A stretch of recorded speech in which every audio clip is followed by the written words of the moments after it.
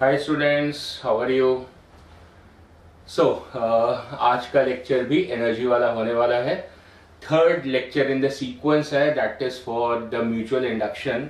Hopefully आप सारे बच्चे अपनी अपनी चेयर पे बैठे हैं with the correct poster, with the copy in your front and the pen in your hand and the josh intact, right? Energy class होने वाली है आज की भी, and we'll be learning a lot of things today. That's the third lecture of the inductor series. और इस inductor series में अब तक हमने सेल्फ इंडक्शन पढ़ा है, म्यूचुअल इंडक्शन पढ़ा है और ढेरों सारी उसकी हमने एप्लीकेशंस देखी हैं। आज का लेक्चर भी हमारा उसी एप्लीकेशंस के बारे में है। हमने इस लेक्चर के मतलब इस चैप्टर के इलेक्ट्रोमैग्नेटिक इंडक्शन के शुरू में काफी अच्छी बातें करी थी, where we had talked about कि इस चैप्टर से हमें सीखने को क्या मिलेगा और इसकी प्रैक्टिकल एप्लीकेशंस क्या होंगी। सो काफी बातें हमने करी थी और उन बातों को पूरा करने का समय आया है। और आज के लेक्चर में कुछ ऐसी ऐसी चीजें हमें देखने को मिलेंगी जहां पे हमें पता चलेगा कि प्रैक्टिकल एस्पेक्ट में ये जो चैप्टर है वो हमारे किस हद तक हमें हेल्प करता है, वो आज के लेक्चर में आपको देखने को मिलेगा। बने रहिएगा पूरे लेक्चर में। The lecture is gonna be super exciting. So let's begin it. Let's begin the lecture for today.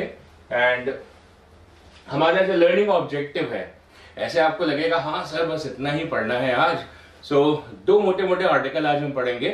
The first one is going to be eddy currents, EDDY, eddy currents, and the second another article which is known as an oscillatory circuit, a very important circuit, an oscillatory circuit, that's an LC oscillatory circuit, inductor capacitor oscillatory circuit.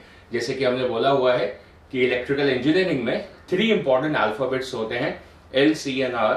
अब इनको अलग अलग तो हम पढ़ते ही हैं, inductor को अलग पढ़ते हैं, कैपेसिटर को अलग पढ़ते हैं, रेजिस्टेंस को अलग पढ़ते हैं, लेकिन फिर इनको कॉम्बिनेशन में पढ़ने का अपना ही मजा है। जैसे कि हमने पहले RC सर्किट पढ़ा हुआ है, इन द सेम लीग आज हम LC सर्किट पढ़ेंगे, LC-DC सर्किट, और अपकमिंग लेक्चर में LR सर्किट भी पढ़ेंगे। तो इनके कॉम्बो सर्किट्स पढ़ रहे हैं, राइट? सो मे बी हम एक हिंट भी डालेंगे of LCR circuit also.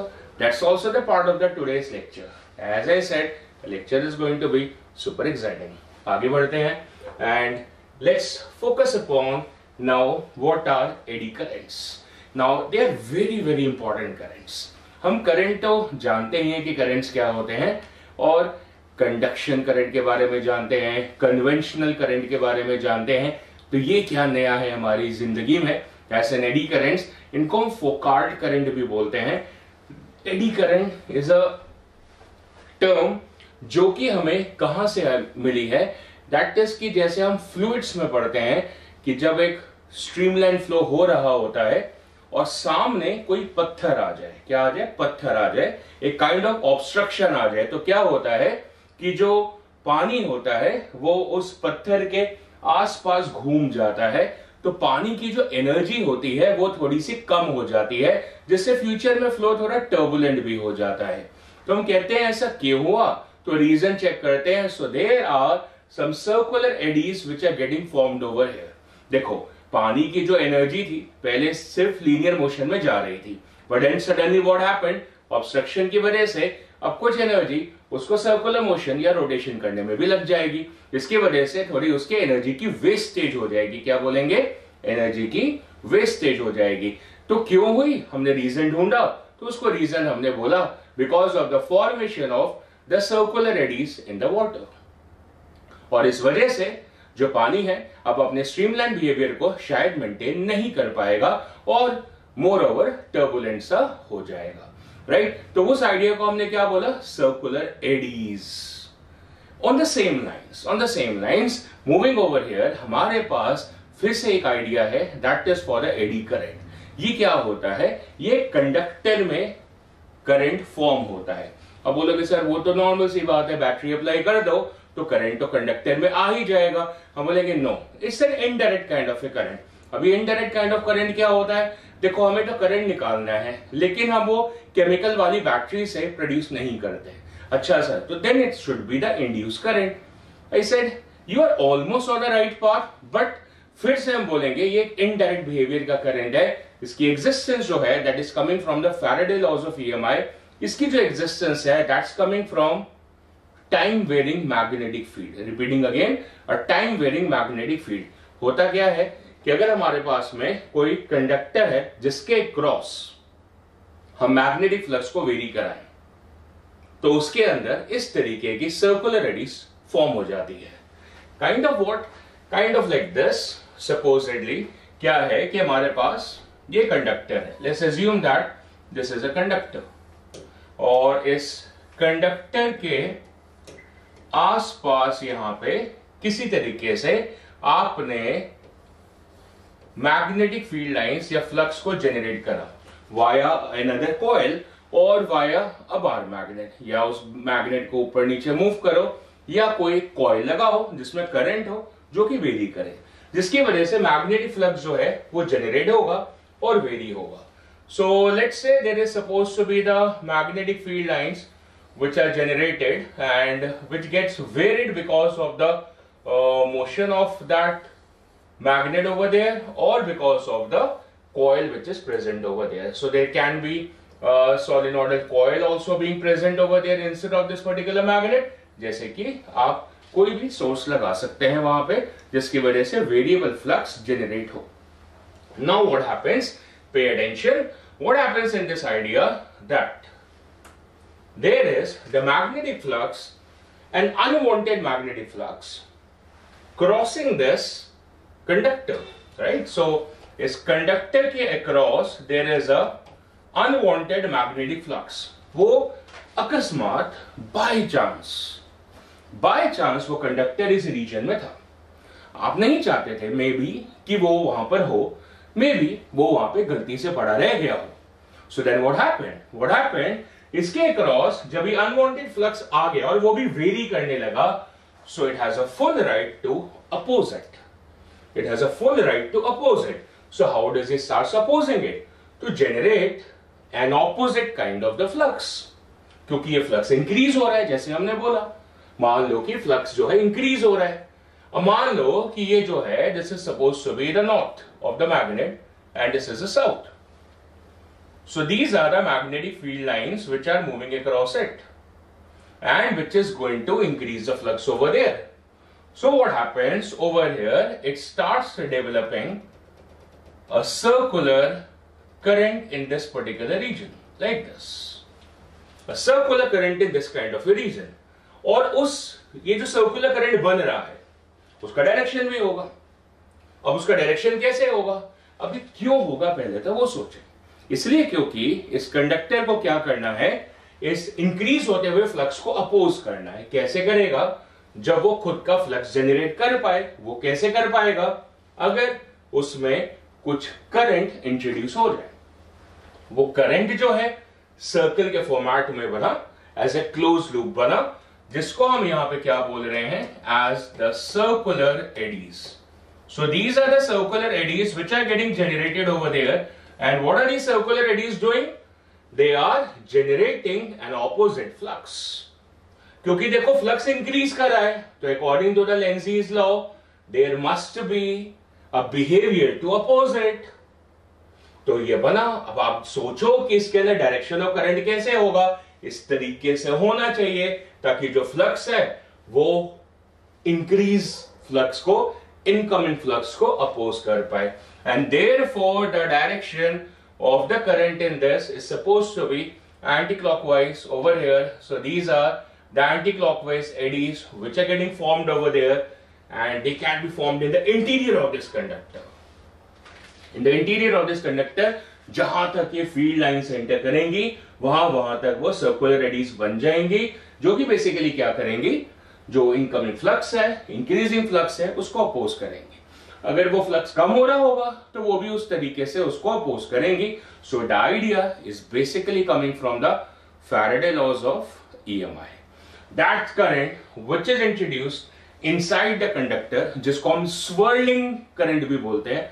Current तो स्वर्लिंग ही होता है, क्लोज लूप में होता है। The swirling current over there, that current is introduced to us as an eddy current, right? So what are these by definition? These are the loops of electrical current. What are these? These are the loops of electrical current induced within the conductor. This is inside the body of this conductor, right? Inside this conductor, right? And by a changing magnetic field in the conductor, that's what we explained here. क्या हुआ? इसके across ये variable magnetic field है. What is this? There is a variable magnetic field over there, and because of that variable magnetic field, which generates a variable magnetic flux, it generates an induced current in the form of circular eddies, and which is labeled as the eddy currents. And then of course based upon the Faraday's laws of EMI. They always move in, flow in, swirl in closed loops, and within the conductor and in planes. See, these are like horizontal planes over there. These are all circular eddies. Is plane में भी, and that plane seems to be perpendicular to those magnetic field lines. So that's what exactly it is. They are in the planes perpendicular to magnetic field lines. As you can see over there, field lines are there, and these are the planes which are perpendicular to the magnetic field lines. The key points to discuss regarding the eddy currents is supposed to be, right? So the key point, you can make the notes on it. You can make the notes on it कि क्या है, what it is exactly. As you can see in the diagram, these are supposed to be the eddy currents, which are supposed to be the circular eddies over there, as can be seen quite easily. These are the circular eddies which are getting formed. मैंने वहां पे कैसे दिखाया था? Via bar magnet, और इस diagram में this is via solenoid. मुद्दा क्या है? We need to basically generate a time varying magnetic field, because of which we have the formation of the eddy currents, right? And this has to be a conductor. Prime condition, it has to be a conductor. ऐसा नहीं है कि अब यहाँ पे non conductor ले लें. It's not a non conductor, it's a conductor. तभी तो उसके अंदर चार्ज कैरियर्स जो है वो मूव कर पाएंगे. अब नॉन कंडक्टर्स में चार्ज कैरियर्स होते ही नहीं है, तो अगर उसके क्रॉस वेरिएशन ऑफ फ्लक्स होगा भी तो भी वो इस बिहेवियर को एग्जिबिट नहीं कर पाएगा. तो ध्यान रखिएगा, this is for the conductors and these are the key points. You get note this down. What is this? ये क्या कह रहा है? They are flowing in a closed loops. Of course, we have explained to that.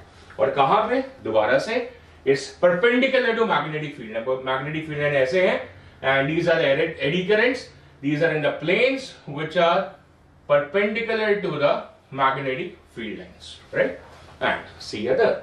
The Lenz's law, the current swirls in such a way that is to create a magnetic field opposing the change. So there is a variation of flux, और इस तरीके से current induce हो रहा है. आप note भी कर सकते हैं साथ में, इस तरीके से करंट इंड्यूस हो रहा है ताकि जो वेरिएशन ऑफ फ्लक्स है उसको अपोज कर पाए. अगर फ्लक्स इंक्रीज हो रहा है तो उसको डिक्रीज करे, और अगर फ्लक्स डिक्रीज हो रहा है तो उसको बढ़ाने की कोशिश करे, है ना? बढ़ रहा है फ्लक्स तो उसको घटाने की कोशिश करेगा, फ्लक्स घट रहा है तो उसको बढ़ाने की कोशिश करेगा. Whatever the behavior is, वो उसको अपोज करेगा. इस तरीके से वो इंड्यूस करंट डेवलप होगा. That is the second important point. So that's the first point. That's the second point over here. And then, because of the tendency of the eddy currents to oppose, eddy currents cause a loss of energy. ये बात मैंने आपको पहले समझाई. आप देख सकते हैं, यहां से मैं साइड हो रहा हूं. ये बात मैंने आपको पहले समझाई. क्या समझाई? कि जैसे पानी के एग्जांपल से समझाया कि जब वो पत्थर आ गए तो क्या हुआ? पानी की जितनी एनर्जी थी जो कि उसके स्ट्रीम लाइन को मेंटेन करने में यूज हो रही थी, अब उसमें से कुछ पार्ट ऑफ एनर्जी वो सर्कुलर पाथ को ओवरकम करने में लग गई. जिसकी वजह से क्या हुआ कि जो एनर्जी थी वो डिवाइड हो गई, मतलब कुछ एनर्जी वहां पे लॉस हो गई, तो वो कभी भी रिकवर नहीं हो पाएगी. So this is kind of a losses. जैसे हम बोलते हैं frictional losses, radiation losses, resistance losses, जो कि कभी भी रिकवर नहीं हो पाते हैं. उसी तरीके से एडी भी एक किस्म के लॉसेस होते हैं जिनको हम बोलेंगे एडी लॉसेस, और ये कभी रिकवर नहीं हो पाएंगे. They will not be able to be recover. तो वो खत्म हो जाएंगे, खराब हो जाएंगे, एनर्जी खराब हो जाएगी. So does that mean that हम ऐसा समझ ले कि यार ये तो बेकार है सर, एडी लॉसेस हैं, मतलब ऐसा करना नहीं चाहिए? मतलब ऐसा नहीं होना चाहिए, ऐसा कंडक्टर आसपास नहीं होना चाहिए, क्योंकि सर अगर ऐसा कंडक्टर आसपास होगा तो फिर क्या होगा सर, एडी लॉसेस होंगे, और वो तो सर अच्छी बात है नहीं, क्योंकि एनर्जी का लॉस होगा। सो मैंने बोला यार बिल्कुल ठीक बोल रहे हो, but then there is always an opposite side to the theory. Just like in the friction article we say, what do we say? We say that the friction is a necessary evil. How do we say? The friction is a necessary evil. That means although the friction leads to a loss in energy, it causes dissipative behavior, but still it helps in generating the motion, and therefore the friction is labeled as a necessary evil. In the same mannerism, eddy currents of course have a front behavior, एक outlook है that it is generating energy loss. बिल्कुल correct है, कोई दो राय नहीं है, लेकिन as a science person, as a physics person, we think that how to utilize this behavior. And so, despite having energy losses, they are used in a variety of applications. I repeat again, they are used in variety of applications, just not one or two applications, a variety of applications it is going to be introduced into. So now we are going to look forward into it. By this time you would have noted down the important things in this particular part, such that we can move ahead and see the good parts of the eddy currents coming our way, right? So let's check in what are the applications of it. So the first application of this idea, the first application is known as electromagnetic damping. And what is electromagnetic damping? That is supposedly you have a pendulum and which is oscillating, and you want it to get damped. And now you will be thinking, sir, why will we want it to get damped? We always look for to keeping it undamped. I said it's a good question, but then we will also answer it that why do we want it to get undamped. So first of all, let's check it that how does that pendulum gets undamped via this particular idea. And so we are focusing on the electromagnetic damping. Now see this, what happens exactly. We have these pole bases of the magnet. This is the south and this is the north, which means there exists a magnetic field in this region, that is from north to south. So let me sketch that particular magnetic field over there and see that what happens. So the magnetic field lines are supposed to be directed from the north to south in this mannerism. That is the direction of the magnetic field lines in this region, like this, right? It will be in the complete region over there. And so what is going to happen? So what is going to happen if these field lines are present over there? So now this conductor, this has to be a conductor, this is a conducting sheet, mentioned there. This one is supposed to be a conducting sheet. So it's a conducting sheet, because this idea is just not for a non-conductor, this is only for a conductor, so it's a conducting sheet. Now as this conducting sheet passes through this, now what is happening, it enters, इस position में क्या करिए, enter करिए. So that's the diagram relative to it. This is from north to south. So इस view से देखें, हमारी तरफ से देखें, तो field line कैसे दिख रही है, moving inside. So we have created a cross field over here. And now this sheet, which looks like a pendulum here, looks like a pendulum, bob नहीं है, sheet बना लिया हमने, उधर area बना दिया है ताकि देखने में आसानी हो. And now it enters this region of the flux. So as it enters this region of the flux, what happens? So there is a variation of flux experienced by the sheet. Repeating again, there is a variation of flux experienced by the sheet. इस region में magnetic field नहीं है, इस region में magnetic field है. इसका मतलब जैसे जैसे ये enter करेगा, as it enters, there is supposed to be an increase in the flux. So there is a time varying magnetic flux acting across the sheet, and that's increasing. The flux is increasing. यहाँ नहीं है, यहाँ है. So the flux is increasing. So as the flux is increasing, ये क्या चाहेगा, वो उसको oppose करना चाहेगा. अगर उसके बस में हो तो बिल्कुल बस में है. Reason because it is a conductor. So it introduces inside the eddy currents. It introduces inside what? The eddy currents, which are going to act in this manner as shown over here. Why? Because if the current is introduced in this manner, so the magnetic field because of this will be here. And see, the magnetic field जो कि exist कर रही है वो inside है और increasing है. So this is inside and this is increasing. So dB upon dt is basically what? Increasing. So eddy current किस तरीके से फॉर्म होगी ताकि वो उस इंक्रीज होते हुए फ्लक्स को क्या करे? अपोज करे. और करंट कैसे बनता है? In the direction perpendicular to the magnetic field line. So बिल्कुल सही है, मैग्नेटिक फील्ड लाइन इस डायरेक्शन में है. और करंट कैसे बना? In this plane. लेकिन किस डायरेक्शन में? ओबे करना पड़ेगा लेंजीज लॉ को.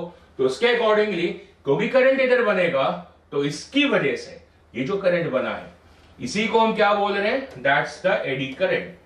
सो वो जो एडी करंट यहाँ पे जनरेट हुआ है वो इस तरीके से बना है ताकि उसकी जो फील्ड आ रही है वो इस डायरेक्शन में आ रही है, हमारी तरफ आ रही है, ताकि वो अंदर वाले फ्लक्स को अपोज कर पाए. And so there is a current existing over here जिसको हमने एडी करंट मेंशन कर दिया है.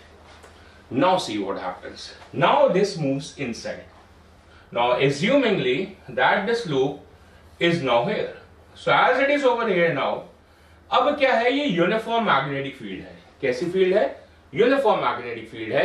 इसका मतलब यहां से यहां और यहां तक जाने में उसकी मैग्नेटिक फील्ड वेरी नहीं करेगी. क्या होगा? मैग्नेटिक फील्ड वेरी नहीं करेगी. तो फिर वेरिएशन ऑफ फ्लक्स नहीं होगा. इस वजह से यहां पे इंड्यूस करंट नहीं बनेगा. See as long as there is suppose to be the variation of flux, there has to be the existence of this current. जब वेरिएशन ऑफ फ्लक्स है ही नहीं, क्योंकि वो तो बेसिक रीजन था इसके होने का, जब वो होगा ही नहीं तो फिर करंट भी नहीं होगा.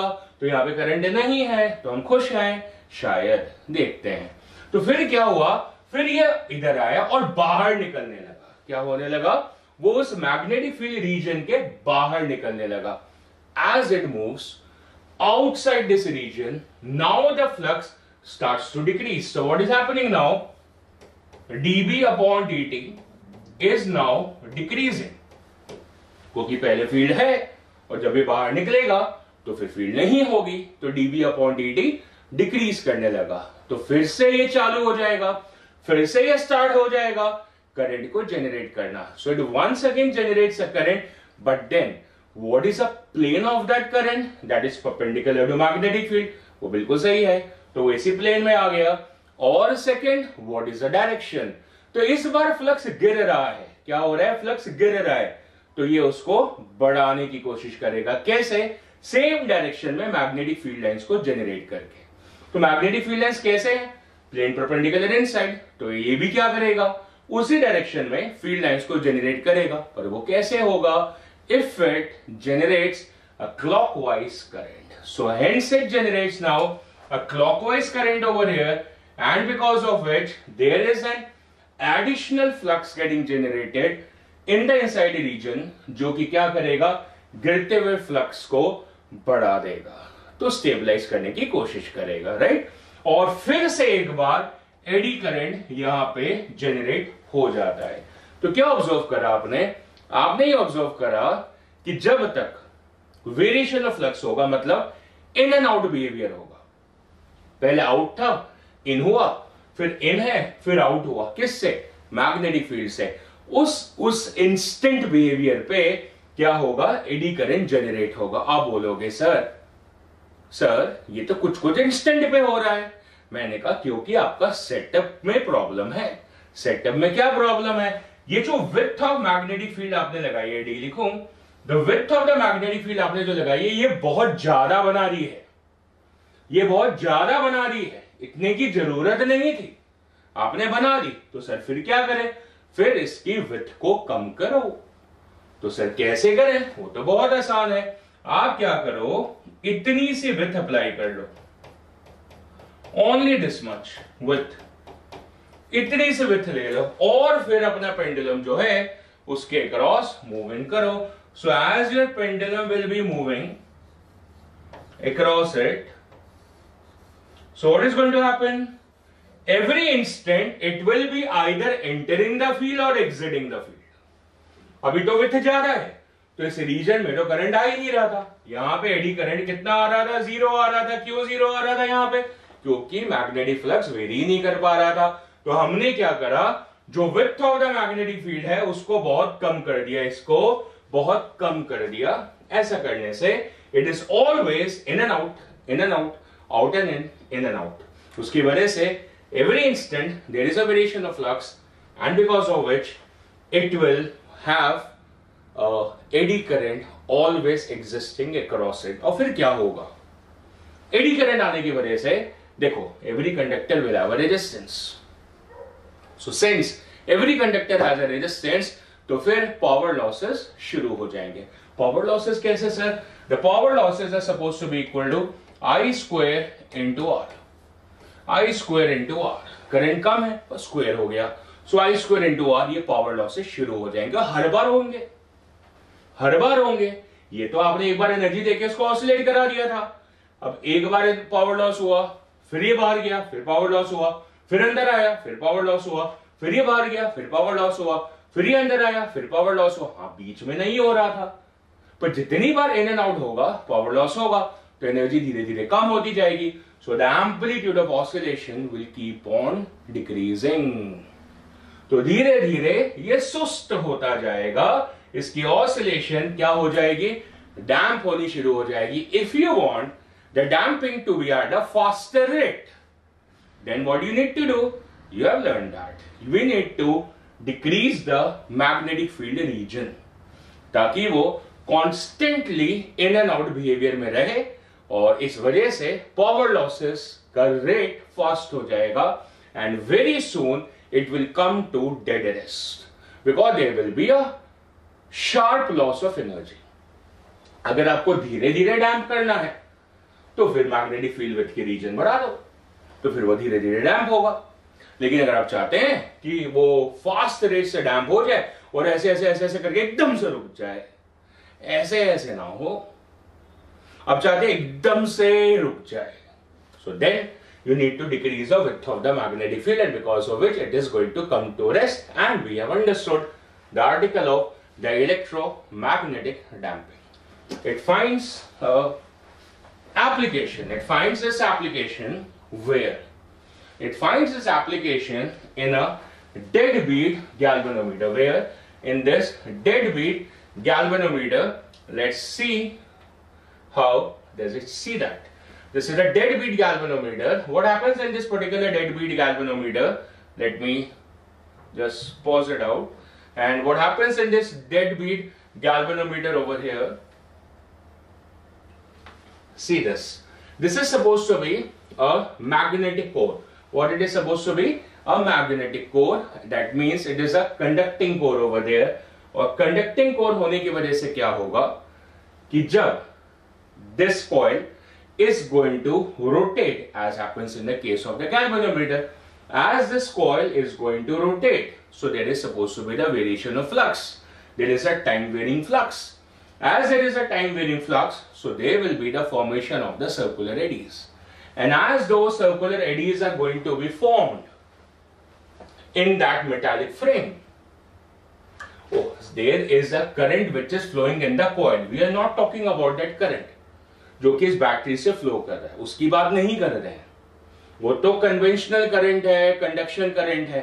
हम किस करंट की बात कर रहे हैं? जो कि इस मेटालिक फ्रेम में, जो कि हमने बीच में ये सॉफ्ट टेरन लगाया, जो कोर लगाया, वो जो मटेरियल है उसके अक्रॉस वेरिएशन ऑफ फ्लक्स हो रहा है.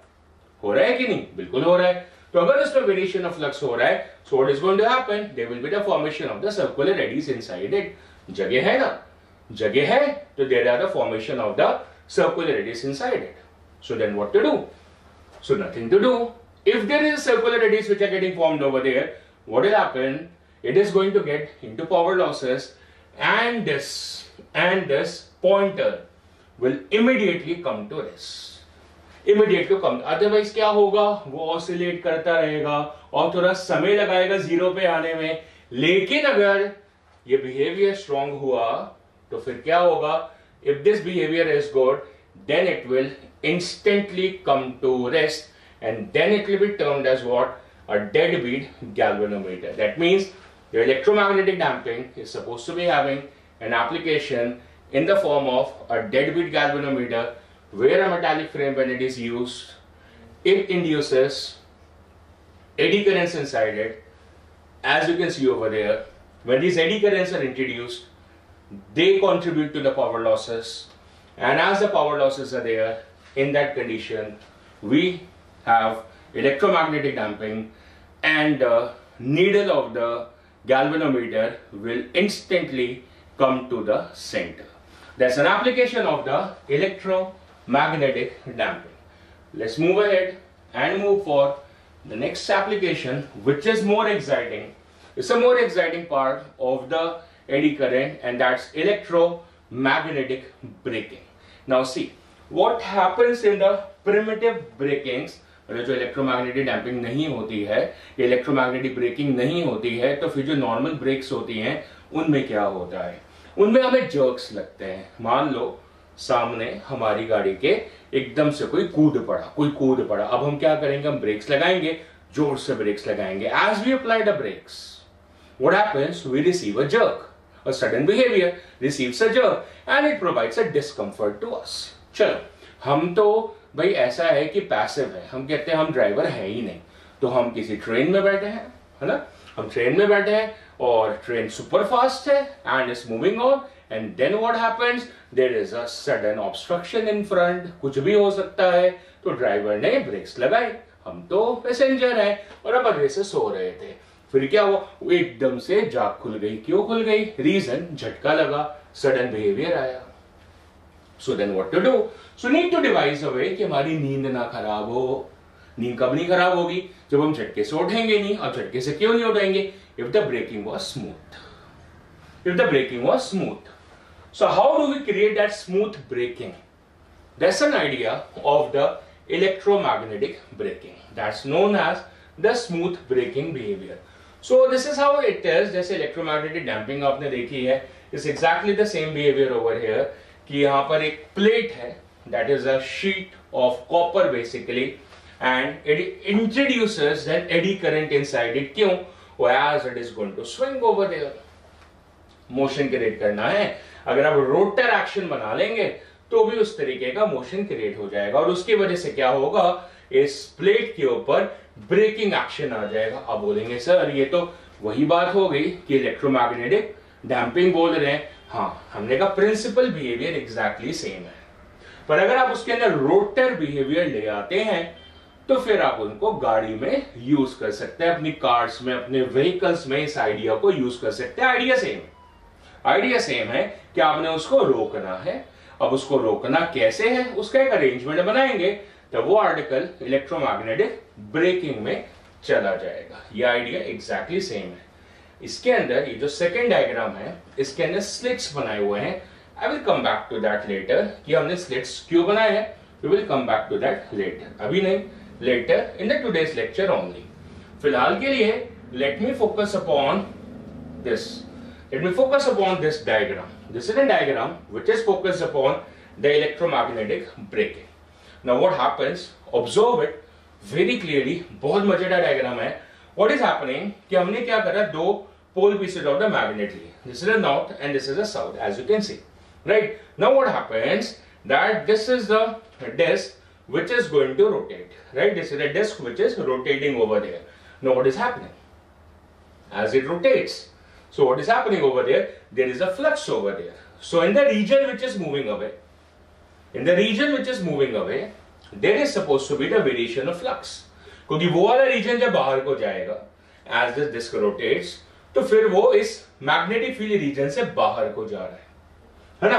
पहले मैग्नेटिक फील्ड रीजन के अंदर था, अब वो वाला हिस्सा रोटेशन ऑफ द डिस्क की वजह से इस मैग्नेटिक फील्ड रीजन के बाहर जा रहा है, और वो घूम के जैसे यहां आ रहा है, तो फिर वो मैग्नेटिक फील्ड रीजन के अंदर आ रहा है. And now because of this disc और the rotor action, what is happening? There is a continuous such behaviour. देखो, कोई ना कोई पोर्शन ऑफ द डिस्क आगे गया, उसकी जगह कोई ना कोई पोर्शन ऑफ द डिस्क अंदर भी तो आ रही है ना, है ना? ये वाली पोर्शन ऑफ द डिस्क जो है वो बाहर गई, तो यहां से पोर्शन ऑफ द डिस्क यहां पे अंदर आ गई. So it's a continuous in and out behavior. So since there is a continuous in and out behavior, what will happen? Oh, there is a continuous eddy current produced. तो यहाँ पे eddy currents कैसे बनते हैं? Eddy currents, oh, they are produced perpendicular to the field lines. Their planes are perpendicular to the field lines. So you can see these are your eddy currents which are getting produced. These are your eddies which are getting produced over there.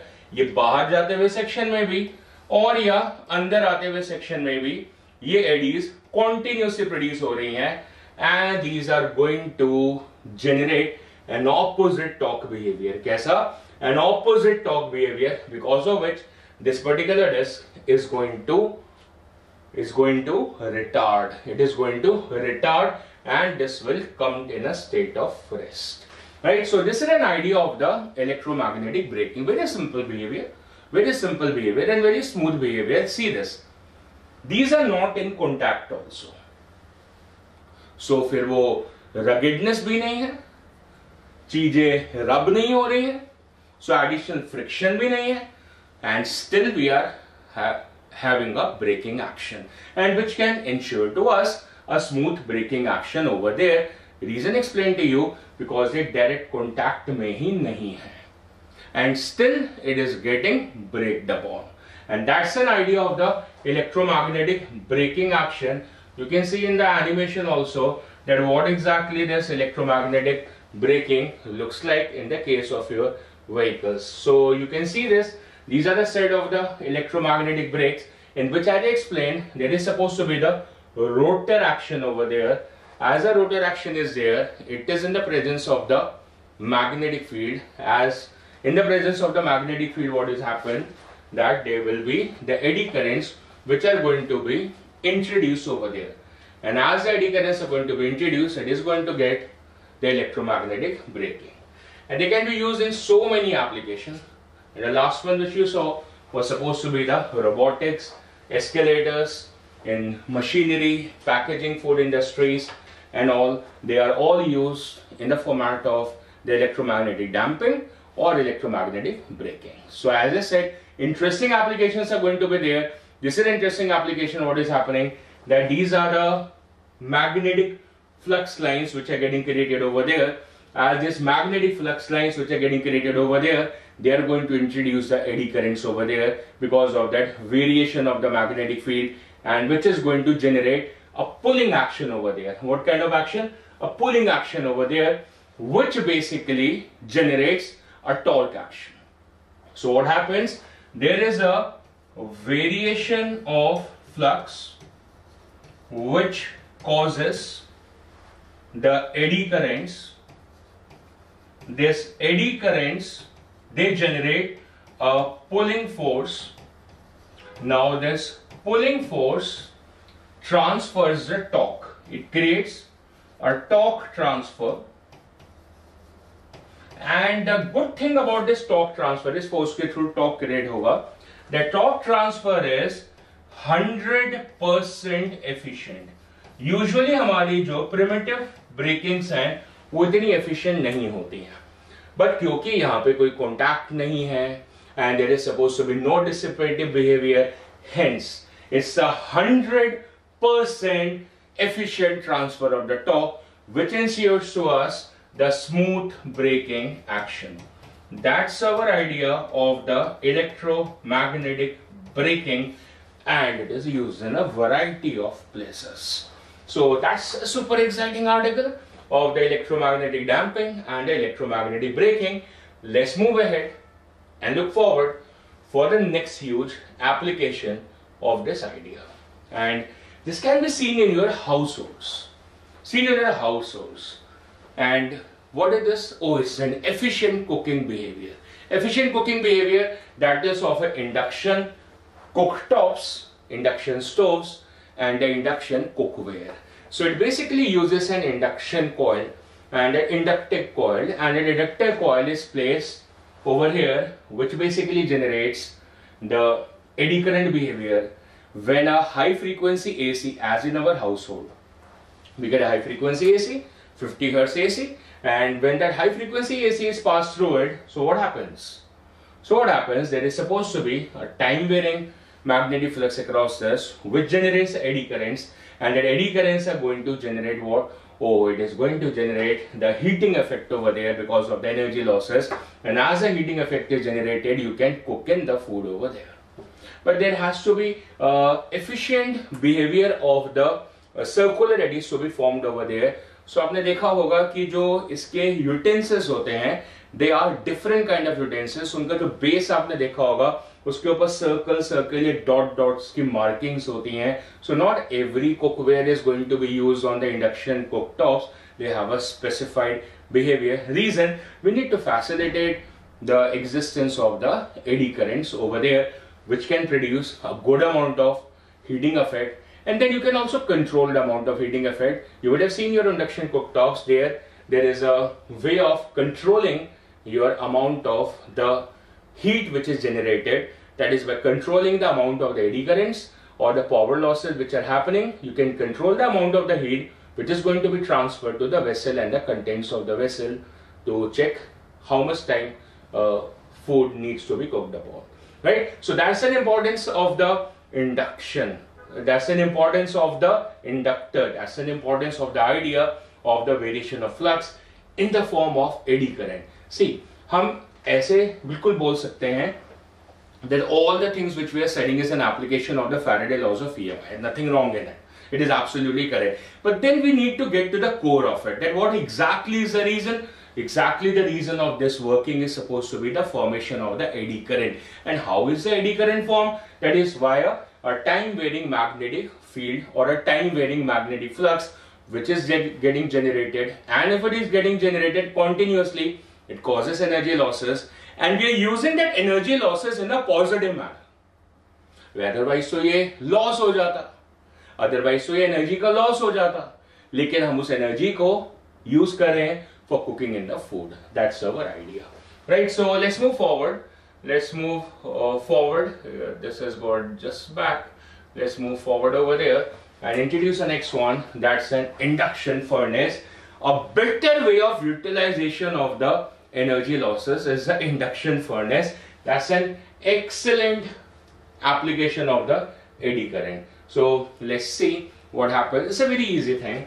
This is how you basically bring an iron or steel which are so much rigid into the molten form, and then you can shape them up as you want them to be, right? So how do we do that? This is by generating a furnace which has to be at a very high temperature. Very high temperature, क्योंकि आपको steel को, hard iron को molten state में लेकर आना है, तो high temperature कैसे आएगा? हीटिंग इफेक्ट से। वो हीटिंग इफेक्ट कहां से जनरेट करें? Via AD currents. इसका मतलब आपको कुछ ऐसा अरेंजमेंट करना पड़ेगा कि आपको एक कंटेनर लेना है और फिर कुछ ऐसे मटेरियल लेकर आने हैं which are supposed to be generating the magnetic flux over here. So we bring in the copper coils on both the sides of it and then connect this to the source. Which kind of the source? An AC source, because उसमें current continuous vary करता है और उस current के continuous variation की वजह से there will be constant variation of magnetic flux across this material which is kept inside, which needs to be brought to the molten state. So what is happening, that because of the variation of this current due to the AC source, there will be a magnetic flux passing across this via this, and they will be constantly varying. So there is a constant varying magnetic flux across this, which sets up the eddy currents over there, which generates a heating effect, and that heating effect melts this or brings this to the molten state. That's a simplistic arrangement which I have shown. Of course, the industrial application of this becomes very, very strong, and this is just a simple diagram to make us explain that how does a variation of the flux generates the eddy currents, which generates the power losses, so much huge power losses, such that we are able to generate a furnace. This is how exactly they look like. This is like the induction furnaces. They look like exactly in the practical world. This looks like, and they are large induction furnaces which are produced over there, and these are used in the induction factories to manufacture cycle parts also, auto parts also. जैसे मैंने बताया था कि हमारे पास एक screw है और उसको स्क्रू बनाने की जर्नी, मतलब एक सिंपल अनथ्रेडेड स्क्रू को थ्रेडेड स्क्रू बनाने की जर्नी एक इंडक्शन फर्नेस के थ्रू निकलती है। उसके ऊपर थ्रेडिंग जो होती है वो कैसे होगी? ऐसा तो है नहीं कि थ्रेडिंग नहीं है और आप उसको ऊपर खुद ही ऐसे पेचकस से खींच के उसके ऊपर थ्रेडिंग कर रहे हैं, ऐसा तो नहीं कर रहे। You are bringing this to the molten state and then you are carving the threading on it, and that has to be done via this induction furnace. फिर फ्यूचर में जाके आपकी साइकिल तैयार हो जाएगी। And then another important aspect of this is supposed to be found in each and every vehicle, and that's the speedometer. जैसे मैंने promise किया था, the lecture for today is supposed to be a super exciting lecture in the sense that we are feeling that whatever we are learning is just around the corner. It's just around the corner in our house, or the things which we are using almost daily, directly or indirectly, are supposed to be affected by this article of the EMI. But which specific article? That is the eddy currents. The speedometer, which is there, and you know from the very beginning that what is the speedometer? Yes, it measures the speed. How does it measure the speed? Might be a curiosity which is going to be in our heads since a +1. We have discussed that what is supposed to be the speedometer, and today, after so long of time, we are finally able to let us know that how does the speedometer basically works upon. And the idea is once again going to be the eddy current behavior, which basically rotates a drum which is arranged, and that drum which is arranged rotates, and alongside it basically moves the pointer, and we are able to record in the reading. So as the wheels move, the shaft axle arrangement which is there, it also rotates. So there is a magnet which is attached to it. This is a magnet which is attached to this arrangement. So as it rotates, and how faster it rotates, it disorients this particular magnet. So there is a variation of the magnetic flux across this, which causes the existence of the eddy currents, and which is attached to the pointer. So as the magnet rotates, so the pointer rotates, and as fast the wheels will be moving, as will be the motion of that particular magnet, and so the pointer is going to move around, right? So let's see this arrangement once again over there, right? Let's see this arrangement once again over there and watch that exactly what happened in that. Okay, so let's play this. So this pointer, see this arrangement, this is a magnet there.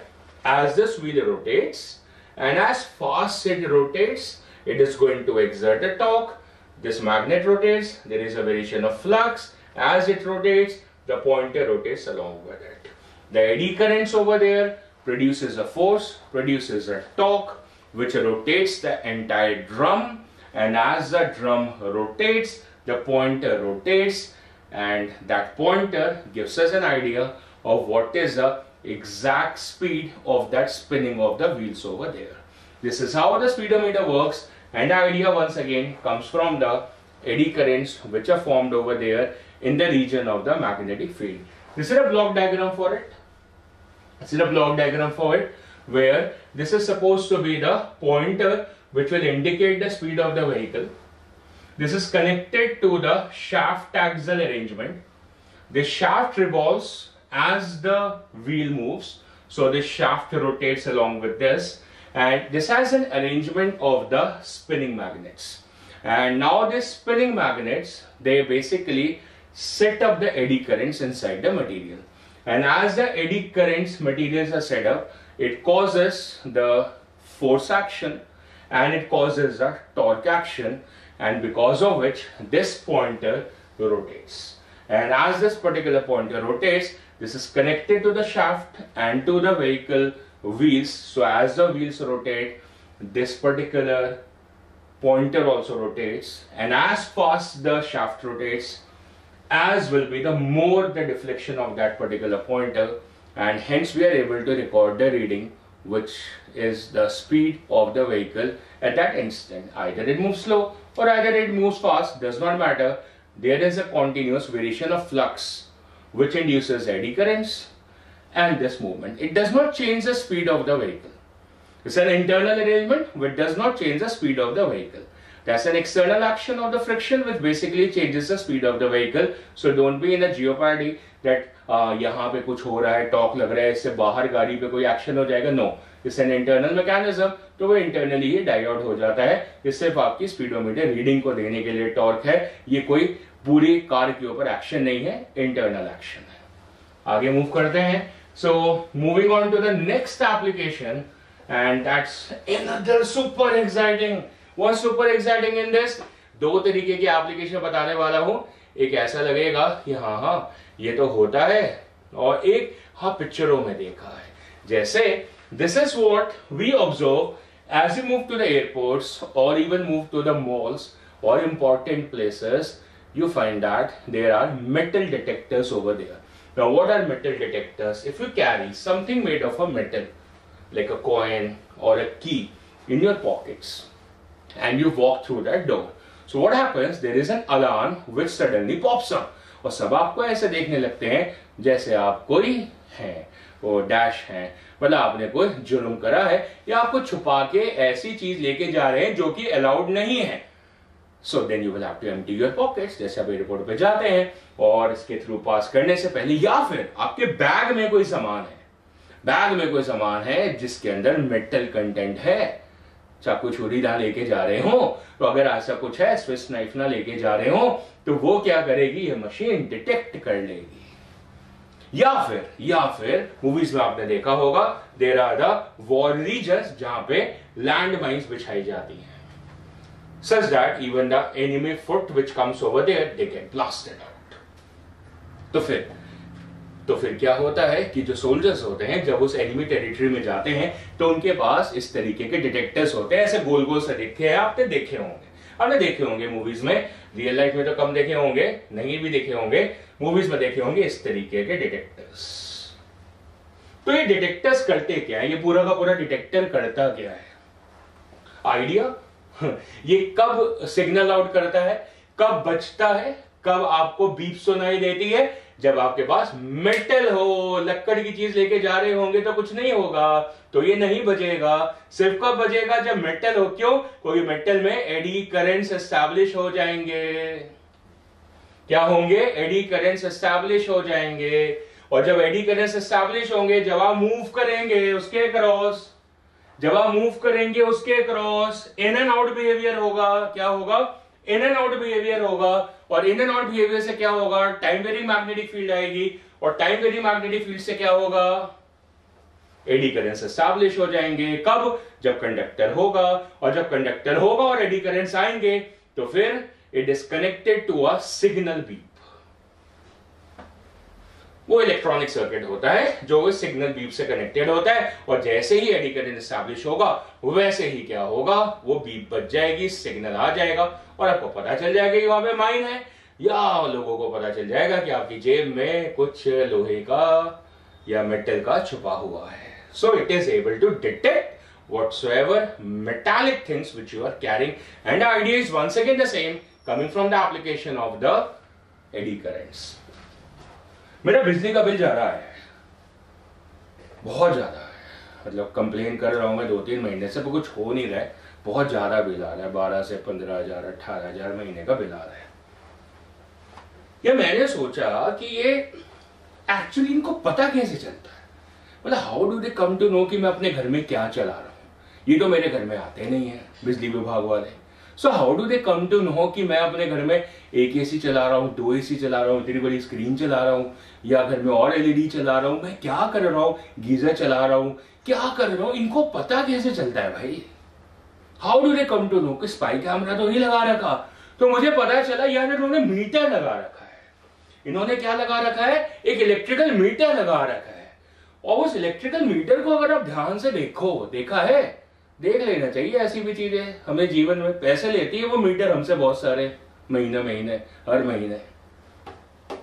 बचपन से लेके अगर आप अभी ये 17-18 साल के हो गए हैं और अगर आप देखें कि आपने इलेक्ट्रिसिटी बिल हर महीने का कितना दिया, ऐड करें और उसका कंपाउंड इंटरेस्ट लगाएं, तो मेरे ख्याल से कोठी वोटी खड़ी हो जाएगी उतने पैसों में जितना आपने खर्च कर रखा होगा. और ये सारा उनको पता चल गया. सारा उनको पता चल गया कि आपने कितने कितने अप्लायंसेस चलाए, कितना खर्चा वर्चा आपने मतलब बिजली का करा, उनको सारा पता चल गया। क्योंकि जब आप इलेक्ट्रिकल मीटर पर जाएंगे तो आपको दिखेगा वहां पर एक शाइनी सी डिस्क होती है, शाइनी सी डिस्क होती है जो कि रोटेट कर रही होती है, रोटेट कर रही होती है और मेटल की होती है। और वो वहां पे वो जिस स्पेस से रोटेट करती है, घर में एसी चला लेना, क्या करना, घर में एसी चला लेना, एसी पे एसी चला लेना, एसी पे एसी मतलब ऑल्टरनेटिंग करंट पे एसी चला लेना। और जब आप एसी पे एसी चला लेंगे और जाके देखेंगे तो वो फर करके घूम रही होगी, फर करके घूम रही होगी, it will be rotating at a faster rate and then the recording will be larger, the units which will be generated will be larger। और फिर एसी बंद कर लेना, फिर जाके देखना वो धीरे धीरे चल रही होगी डिस्क, धीरे धीरे चल रही होगी। तो जितनी बार वो रोटेट कर जाती है तो एक फिक्स नंबर ऑफ रोटेशंस को लेके फिर एक यूनिट कैलकुलेट हो जाती है, फिर उसके अकॉर्डिंगली आपके बिजली का बिल आ जाता है। क्या सुपर एक्साइटिंग चीजें हैं, क्या दिमाग लगाया लोगों ने कि हर घर के अंदर स्पाई बिठा दिया, कैसे, एडी करंट के फॉर्म में। चलो भाई देखो, मैंने तो बोला ही था कि सुपर एक्साइटिंग आर्टिकल्स हैं, आज का लेक्चर बड़ा सुपर एक्साइटिंग है, कितनी प्रैक्टिकल चीजें हमने देखने को मिली। तो आप देखिए, जी भर के देखिए राइट साइड पे कि क्या क्या एप्लीकेशंस आपने देखी, और मैं एक थोड़ा सा ब्यौरा लेता हूं कि मैंने क्या क्या आपको बताया, क्या क्या इंटरेस्टिंग चीजें हमने करी। तो ऑडियो विजुअल दोनों के साथ में, ऑडियो मेरा, विजुअल यहां से, और क्या क्या पढ़ लिया हमने इतनी देर में, सुपर एक्साइटिंग चीजें क्या क्या पढ़ ली है हमने, क्या क्या नॉलेज हमें मिल गई है जो हम आगे लोगों को दे सकते हैं कि एडी करंट्स क्या मजेदार चीज है, इंडक्शन फर्नेस बताती है, स्पीडोमीटर्स बनाती है। स्पीडोमीटर कौन यूज नहीं करता यार, कौन यूज नहीं करता, सर हम साइकिल चलाते हम नहीं यूज करते यार, क्या बात कर रहे हो, स्पीडोमीटर हर कोई यूज करता है। Speedometer, electromagnetic damping, electromagnetic braking, sir हम फर्नेस तो हम अपने घर में यूज नहीं करते, कोई बात नहीं, अब पापा की फैक्ट्री लगा के बैठे होंगे वो यूज कर रहे होंगे। अरे साइकिल पार्ट यूज कर रहे हो तो साइकिल पार्ट के अंदर जो नट लगा है वो तो वहीं से बनकर आ रहा है। सही कह रहे हो सर, गैस खत्म हो गई, वो इंडक्शन कुकर ले आओ, इंडक्शन कुकटॉप ले आओ, उस पर लगा दो, एफिशिएंट भी होता है, गैस के खर्चे के आधे खर्चे में चलता है, हाईली एफिशिएंट। डायाथर्मी, ये क्या चीज होती है सर, डायाथर्मी? सर हमारी नजर तो स्पीडोमीटर पर है, देखो ये तो अपने घर में देखो, 100 की स्पीड, गाड़ी बढ़िया होनी चाहिए 100 की स्पीड आने के लिए, है ना, शर्मा जी वाली व्हीकल नहीं होनी चाहिए।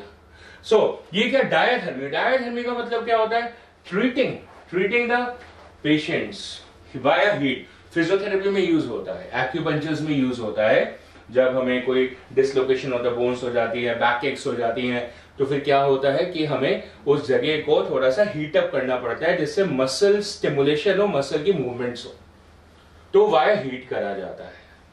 उस आइडिया को हमें डायाथर्मी बोला जाता है। What's so good about it, what's so good about is that eddy currents basically produce energy losses, and since the eddy currents produces energy losses, so you can use it for generating that amount of heat, और आप control भी कर सकते हो ना। देखो time varying flux को, current के वेरिएशन को आप कंट्रोल कर सकते हो, तो फिर अमाउंट ऑफ एडी करंट जो प्रोड्यूस होगा आप उसको भी कंट्रोल कर सकते हैं। तो जितनी रिक्विजिट हीट आपको पेशेंट को देनी है आप उतनी दे दें कंट्रोल अमाउंट्स में, and then it will be used in the application of treatment, right. So ये जो डेड बीट गैल्वेनोमीटर है जो आपने यहाँ पे देख रहे हैं, आपने स्पीडोमीटर देखा, इंडक्शन फर्नेस देखा, ब्यूटीफुल एप्लीकेशंस ऑफ इट। तो ये आपके इलेक्ट्रोमैग्नेटिक डैम्पिंग का आर्टिकल है, तो ये तो आप देख ही चुके हैं, समझ ही चुके हैं इलेक्ट्रोमैग्नेटिक डैम्पिंग क्या होती है। सो और कुछ है इसके अंदर तो देखें, वरना आगे बढ़ते हैं। ये तो डैम्पिंग ही बता रहा है कि ये घूमेगा, उसके अकॉर्डिंगली ये पॉइंटर फटाफट रेस्ट पर आ जाएगा, ये वही बताया जा रहा है, सेम चीजें बता रहा है जो मैंने पहले आपको बता दी हैं। और कुछ है तो देखते हैं इसमें। हाँ, ये जो मैंने बताया आपको, दैट्स अ डायाथर्मी, जो पेशेंट्स को ट्रीट करने के लिए यूज करी जाती है। It's another application of the eddy currents over there, right. Physiotherapist, acupuncture मैंने भी यूज करा हुआ, मुझे भी बहुत साल पहले, 7-8 साल पहले बैक एक हुआ था। सो यहाँ लुधियाना में there is a Vivekananda centre hospital है, वहाँ पे ये अरेंजमेंट था जहाँ पे जाके मैंने ट्रीटमेंट लिया, and hopefully I am here in front of you kicking. kicking and teaching you. अब बोलते शायद सर, शायद अगर काश ऐसा होता कि आप ठीक ना हुए होते तो आज हमें पढ़ना नहीं पड़ रहा होता. These are the electrical meters, as I said to you, they're the electrical meters जो कि इनको सबको पता चल जाता है. They can be used in the various other applications also. उनको पता चल जाता है कि अब कितनी हीट वगैरह यूज कर रहे हैं, right. So that's all the applications. तो हम आगे बढ़ते हैं, एडी करेंट्स की दुनिया से बाहर निकलते हैं. सेकंड आर्टिकल पे आते हैं. आज के दो आर्टिकल्स हमने पढ़ने थे. One was eddy current and second was LC oscillation. And now my friends, I am moving forward to the LC oscillations. चलो भाई बड़े आगे. कहां पे? Towards the LC oscillation. और उससे पहले अरे वो कटा कटा बिहेवियर तो बताया ही नहीं. कटा कटा बिहेवियर, कटा कटा बिहेवियर मतलब यार देखो, friction is a necessary evil. तो हम ऐसा पढ़ते थे कि फ्रिक्शन को बढ़ाएं कैसे, घटाएं कैसे. भाई eddy currents is like a necessary evil, तो उसके पॉजिटिव इंपैक्ट्स तो देख रही है, पर पहला लुक तो उसका इविल का ही था कि भाई एनर्जी का लॉस होता है. अब ट्रांसफॉर्मर जो डिवाइस है फ्यूचर में आनी है थोड़े दिनों में हम पढ़ेंगे. ट्रांसफॉर्मर जो डिवाइस होती है उसका कोर भी आयरन का बना होता है, सॉफ्ट आयरन का बना होता है, मेटालिक फ्रेम होता है. तो फिर क्या होगा, उसके अक्रॉस भी ऑल्टरनेटिंग करंट जाता है. तो जब ऑल्टरनेटिंग करंट जाएगा ट्रांसफॉर्मर के अक्रॉस, तो क्या होगा, उसमें एडी करंट्स एस्टैब्लिश हो जाएंगे वेरिएशन ऑफ द फ्लक्स की वजह से. और फिर आपका ट्रांसफॉर्मर लेस एफिशिएंट हो जाएगा क्योंकि पावर लॉसेस आ जाएंगे. तो अपने को ये पसंद नहीं है. Reason transformer is a otherwise very efficient device. So there is something which is coming and trying to destroy the efficiency. तो हमें ये बिल्कुल भी रास नहीं आएगा. So we should take some necessary steps. अभी तक हम क्या कर रहे थे कि हम ऐसा आइडिया, ऐसी कंस्ट्रक्शन लेकर आ रहे थे जिससे एडी करंट ज्यादा बने या कंट्रोल मैनर में बने. अब हम नहीं चाहते कि ऐसा हो, तो हम क्या करेंगे, छेद कर देंगे. छेद कर देंगे मतलब हम क्या करेंगे कि पूरा का पूरा मेटालिक फ्रेम बनाएंगे ही नहीं, चोरी कर लेंगे, पैसे बचा लेंगे, पूरा का पूरा मेटालिक फ्रेम नहीं बनाएंगे, कंजूस बन जाएंगे. देखो क्या है मामला कि मान लो कि आपने क्या करा, ये पूरी शीट ली, ये पूरी शीट है ना, this is a complete sheet. अब अगर ये कंप्लीट शीट है तो एडी करंट के बनने के पूरे पूरे प्रभाव है. मतलब आराम से इसके अंदर क्या होगा, एडी करंट चाहे क्लॉकवाइज या एंटी क्लॉकवाइज इसके अंदर डेवलप हो जाएगा, है ना, इसमें, क्योंकि पूरी जगह है. अब हम इतने स्मार्ट लोग हैं कि हम क्या करने वाले हैं, हमने क्या करा कि इसको जगह ही ना दो, इसको बनने की जगह ही ना दो. बनने की जगह कैसे नहीं दो, दो तरीके हैं. पहला तरीका, आप क्या करो, इसमें इस तरीके से स्लॉट्स काट लो. क्या करा हमने, इस तरीके से स्लॉट्स काट लिए, सीधे ऐसे स्लॉट्स काट लिए. अब स्लॉट्स काटने से हो क्या रहा है कि मेटल तो है, पर एक्चुअल मेटल सिर्फ इतने ही रीजन में है. हमने इनको बुद्धू बनाया. कैसे, देखो फ्लक्स क्या होता है, B इंटू ए. तो वैसे तो इस पूरा एरिया यूज हो रहा है ना, पूरा एरिया यूज हो रहा है कि नहीं, लेकिन एक्चुअली में जितने पोर्शन ऑफ एरिया में कंडक्टर है वो तो हमने कम कर दिया. अब एडी करंट कहां बनने, हवा में तो बनने नहीं, हवा में तो बनने नहीं ना. बात समझ में आ रही है. देखो एरिया हमें, देखो फ्लक्स होता है B इंटू है. अब ज्यादा फ्लक्स चाहिए तो आपको एरिया बड़ा बनाना पड़ेगा. अब ये जरूरी थोड़ी है कि वो जो एरिया है वो एक्चुअल कंडक्टर का पूरा बनाओ. एरिया बढ़ाना था ना, तो आपने मोटा मोटा एरिया बढ़ा दिया, लेकिन अंदर क्या करा आपने, अंदर आपने conductor non conductor, conductor non conductor ऐसा बना दिया.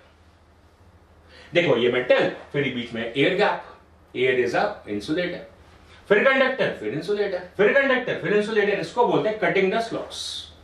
या फिर कोई बोलेगा arranging a conductor non conductor, conductor non conductor. अगर ऐसा है तो हम उसको बोलते हैं लैमिनेशन बिहेवियर. क्या बोलते हैं, लैमिनेशन बिहेवियर. देखो ये सॉलिड कोर है, सॉलिड कोर में एडी करंट मजे से जा रहा था, अपने को पसंद नहीं आ रहा. अच्छा इसके पहले वाली स्लाइड तक पसंद आ रहा था, सडनली हमारा नेचर बदल गया. कैसे इंसान है हम, क्या हो गया कि अभी तो सॉलिड कोर है तो इसमें पूरा का पूरा करंट आ रहा था, अपने को पसंद नहीं आ रहा था, तो हमने क्या करा, इतनी मोटी सी लैमिनेशन लगा दी. ये क्या है, लैमिनेशन मतलब नॉन कंडक्टिंग बिहेवियर. और ऐसा करने की वजह से क्या वो एडी करंट जो है उसको बनने में मुश्किल हो गई। और अगर आप क्या करें, थिन थिन लैमिनेशन लगा दें, मतलब क्या करें आप, बहुत सारी शीट्स लगा दें, एक मोटा ब्लॉक ना लगाएं, क्या करें, बहुत सारी शीट्स लगा दें। तो ऐसी बहुत सारी शीट्स लगा दी हमने। ऐसे करने से क्या होगा, एडी करंट की कॉन्टिन्यूटी ब्रेक हो जाएगी। एक तो पूरे रीजन में बन नहीं पाएगा, यहां पूरे रीजन में बन रहा था ना मजे से, यहां भी एडी करंट बन रहा है, यहां भी एडी करंट बन रहा है, यहां भी बन रहा है, यहां भी बन रहा है, बने जा रहा है। अब नहीं बन पाएगा। अब इतने छोटे छोटे एडीज बनेंगे, छोटे छोटे बनेंगे, लेकिन वही बनेंगे ना जहां जहां पे कंडक्टर है। तो अब एडी करंट की क्वांटिटी भी खराब हो रही है और उनकी मात्रा भी कम हो रही है। समझ आ रहा है कि नहीं आ रहा है? उसका मैग्नेटिक मोमेंट भी कम हो जाएगा ना। एनआई ये होता है, जितना ये छोटा लूप बनेगा तो छोटा करंट बनेगा तो उसका इफेक्ट कम हो जाएगा। तो how do we reduce the effect of the eddy losses? By cutting the slots. So I can say the reduction is by generating slots. हम क्या कर रहे हैं, स्लॉट्स जनरेट कर रहे हैं। तो this is the slot behaviour, this is the slot behaviour. Second way is suppose to be lamination, मतलब खूब सारी आप शीट्स को यूज करें और ऐसा यूज कर लें, एक मेटल एक नॉन मेटल, एक मेटल एक नॉन मेटल। तो क्या होगा, ओवरऑल आप कनेक्टिविटी तो कंडक्टिविटी तो रहेगी जहां चाहिए, लेकिन जो एडी करंट्स की कॉन्टिन्यूटी है वो क्या हो जाएगी, खराब हो जाएगी। तो फिर पावर लॉसेस नहीं होंगे। ये वो एप्लीकेशन है जहां पे हमें एडी करंट को ज्यादा नहीं करना है, कम करना है। इसके पहले तक एडी करंट्स हम ज्यादा चाहते थे हीटिंग इफेक्ट्स में, अब नहीं चाहते हैं, अब हमें पावर लॉसेस नहीं चाहिए। And so these are the two easy ways. और लैमिनेशन को हम ऐसा भी बोलते हैं कि that alternate sheets of metal and non metal, मतलब कंडक्टर एंड इंसुलेटर, इस तरीके से आप अरेंज कर दें। तो ऐसा करने से क्या होगा कि एडी करंट्स जो हैं वो कम हो जाएंगे, कंट्रोल में कम हो जाएंगे और काफी अच्छे तरीके से कम हो जाते हैं। And so we can have a better efficiency of our transformers. We'll be revisiting this article of the eddy current losses when we'll be reading the transformer. ठीक है, आगे बढ़ते हैं। Let's move ahead and let's see what's in the extra show to us. ये ना एक बार मेरा किसी जगह इंटरव्यू था, बहुत साल पहले इंटरव्यू था। और जो भी ऐसा है कि मोहल्ले में आपके एक बड़ी सी चीज लगी होती है, वो क्या होती है। अब मैं उसके पता नहीं 50 आंसर दे सकता था कि मोहल्ले में क्या क्या चीजें लगी होती है। फिर कहते खंबे पे लगी होती है। तो मैंने कहा चलो जीके का है या फिजिक्स का क्वेश्चन है, पता नहीं। तो भाई फिजिक्स का इंटरव्यू था, तो फिर मैंने कहा हाँ जी सर मैंने देखा है। और वो बड़ी सी चीज ट्रांसफॉर्मर होती है। कहते ओहो ठीक है। अब ये फिजिक्स है बोले या फिर इसको जनरल नॉलेज बोले वो पता नहीं। अच्छा, फिर उसके बाद उन्होंने बोला कि ऐसा है सर, एक इंग्लिश अल्फाबेट होता है जो कि फिजिक्स में यूज होता है। अब आप बताइए कि वो इंग्लिश अल्फाबेट कौन सा है। अब मैं सोचूं कि ट्रिक क्वेश्चन है, अब मैं बोलूं सर PHYSICS ये यूज होता है, तो शायद वो क्वेश्चन बोलते हुए क्या एक्सपेक्ट कर रहे थे। फिर मैंने थोड़ा सोचा, मैंने कहा यार इंटेलिजेंट बंदे की इंटेलिजेंस को गेस करते हैं। तो मैंने सोचा फिर पता चला किसी तो ट्रांसफॉर्मर बोल गए इसके पहले। अच्छा, फिर ट्रांसफॉर्मर में क्या होता है, तो मुझे याद आया स्लॉट्स होता है। और स्लॉट्स कैसे दिखते हैं, ई की शेप में दिखते हैं। किस शेप में दिखते हैं, ई की शेप में दिखते हैं। ये क्या दिख रहा है आपको, लेटर ई दिख रहा है। ये मेरे दिमाग में आ गया था, मैं झूठ नहीं बोल रहा हूँ, बिल्कुल सच बोल रहा हूँ। मेरे दिमाग में आ गया था, मैंने आंसर दे दिया था और उनका चेहरा और ब्राइट हो गया था और ग्लो करने लगे थे वहां पे वो, कि ये कि उन्होंने जो क्वेश्चन पूछा मुझे समझ में आ गया शायद इसलिए। सो इससे बेहतर ये क्योंकि इसमें स्लॉट्स काटे गए हैं, सो इससे बेहतर ये ऐसे भी बना सकते हैं, इससे भी बना सकते हैं, राइट। सो ये जनरली यूज होता है दैट्स ई एंड आई। ये क्या है, ई, और ये क्या है, आई, right? So that's E and I laminations which are basically used for reducing the eddy currents. E and I. मैंने सिर्फ E बोला था, I नहीं बोला था। आगे बढ़ते हैं and finally we have reached to the second stage of today's lecture, and the second stage of the today's lecture is LC oscillations, inductor capacitor oscillation. Another super exciting article. Let me teach you this article in a relaxed manner. चलो मजे से बनाते हैं article को। चलो यहाँ है हमारे पास एक है capacitor, right, this is a capacitor and there is a switch and there is an inductor, right? Though this is my arrangement and this is a pure inductor and a pure capacitor. सिर्फ ये क्या चीजें होती हैं? देखो भाई मेरे, inductor and capacitor both of them are made from conductors and slow. Every conductor has resistance, which means they are impure. Reason, they can have energy losses. So what's a pure capacitor? It does not have resistance. भाई sir capacitor को तो पीट के बनाया जाता है sir. It is hammered, it's drawn into sheets sir. Malleability use करी जाती है जिससे एरिया ज्यादा हो जाता है। रेजिस्टेंस फॉर्मूला होता है rho into L upon A. Reason because sir area ज्यादा हो जाता है तो रेजिस्टेंस उसकी कम हो जाती है। हमने कहा नेग्लिजिबल कर लो, गायब कर लो। So use very large sheets of the capacitor such that the resistance becomes absolutely over and out. And so in the case of the inductor also, make it from such a material such that the resistivity is very low, and so we just assume that it's a pure inductor. So it's a pure capacitor, right? Let me mention for you, it's a pure capacitor and a pure inductor. अगर दोनों pure नहीं लिखोगे तो ये automatic circuit आपका जो है ये क्या बन जाएगा? ये ऑटोमेटिकली आपका एलसीआर सर्किट बन जाएगा, क्योंकि रेजिस्टेंस अपने आप कूद पड़ेगा। अनवांटेड है, आ जाता है, अपने को नहीं चाहिए। So it's a pure inductor, pure capacitor. Good. दोनों कैपेसिटर और इंडक्टर एक बेहतरीन कॉम्बिनेशन है, एक इलेक्ट्रोस्टैटिक फील्ड एनर्जी का और दूसरा मैग्नेटिक फील्ड एनर्जी का। पर एक कैच है माय डियर, एक सिंपल सी कैच है। इलेक्ट्रोस्टैटिक पोटेंशियल एनर्जी कैपेसिटर में टिक सकती है। टिक सकती है मतलब देखो, सर्किट में नहीं भी लगा हो तो कैपेसिटर की प्लेट पे चार्ज हो सकता है ना, हो सकता है, तो उसके बीच में फील्ड लाइन हो सकती है और फिर इलेक्ट्रोस्टैटिक फील्ड एनर्जी एग्जिस्ट कर सकती है। लेकिन जो इंडक्टर है अगर वो सर्किट में नहीं लगा है तो उसके क्रॉस करंट ही नहीं आएगा, और अगर करंट नहीं आएगा तो हाफ Li² एनर्जी नहीं बनेगी।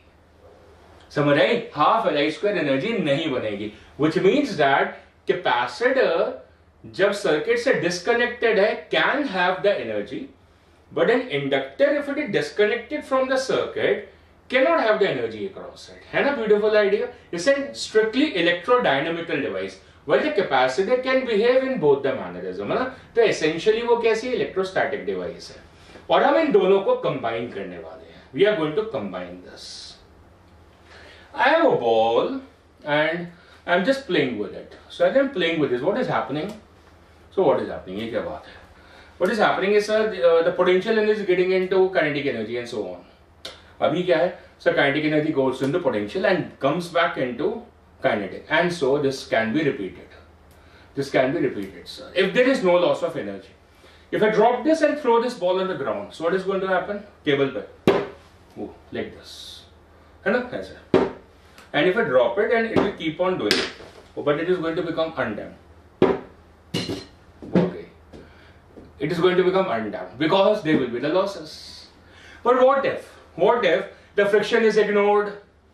What if the table restitution coefficient is ignored? Then what will happen? Oh, it will come into elastic collisions and it will be keep on. सबसे ज्यादा चार्ज है कितना है? Q की वैल्यू जो है that is supposed to be Q0. And there are the two plates of it. Which two plates? और this is a plate A and this is a plate B. So plate A पे T equal to 0 पे क्या है? Positive charge है, और plate B पे क्या है? नेगेटिव चार्ज है। This is at T equal to 0. इस मूवमेंट पे इस सर्किट में करंट नहीं है। There is no current in this, क्योंकि अभी स्विच तो क्लोज करा हमने। So at this moment capacitor पे चार्ज मैक्सिमम है, but the current over here is supposed to be equal to 0. ठीक, तो करंट नहीं है तो ये इंडक्टर के क्रॉस अभी एनर्जी नहीं है। सो एनर्जी सारी की सारी कैपेसिटर पर है। कौन सी वाली? Electrostatic field energy. क्या होती है वो? Q²/2c, क्योंकि चार्ज Q0 है तो एनर्जी कितनी है? Q0²/2c। लिख दो। So at this stage the energy stands as equal to as Q0²/2c, that is the amount of the energy at this particular stage. Current 0, charge maximum. Very fine. अब क्या हो रहा है सुनिएगा ध्यान से। स्विच को क्लोज करने से क्या हुआ? करंट बनना शुरू होगा, करंट बनेगा। पहले 0 था, अब आएगा तो वेरिएशन ऑफ करंट होगा, तो इंडक्टर एक्टिवेट हो जाएगा। अब इंडक्टर एक्टिवेट हो जाएगा क्यों? क्योंकि di/dt आ जाएगा, और इन फैक्ट di/dt इस समय मैक्सिमम होगा, क्योंकि सडन चेंज हो रहा है ना, पहले तो नहीं था और अब करंट आ रहा है। सो di/dt यहां पे मैक्सिमम होगा, मैक्सिमम वेरिएशन होगा, तो इंडक्टर के क्रॉस ईएमएफ भी आ जाएगी। कैसे? LDI/dt, और वो भी मैक्सिमम होगी। क्या बोलेंगे उसको? Back EMF. क्यों? बढ़ते हुए करंट को अपोज करेगा ना इंडक्टर, लेंस लॉ की वजह से, फैराडे लॉ की वजह से। तो क्या होगा? ये अपने आप को एक बैटरी की तरह फील करवाएगा, जिसका पॉजिटिव इधर होगा, नेगेटिव इधर होगा। क्यों? अरे तभी तो ये अपने आप को इस तरीके से बैटरी में कन्वर्ट करेगा ताकि जो करंट आएगा, है ना, जो करंट आएगा वो उसको अपोज करेगा।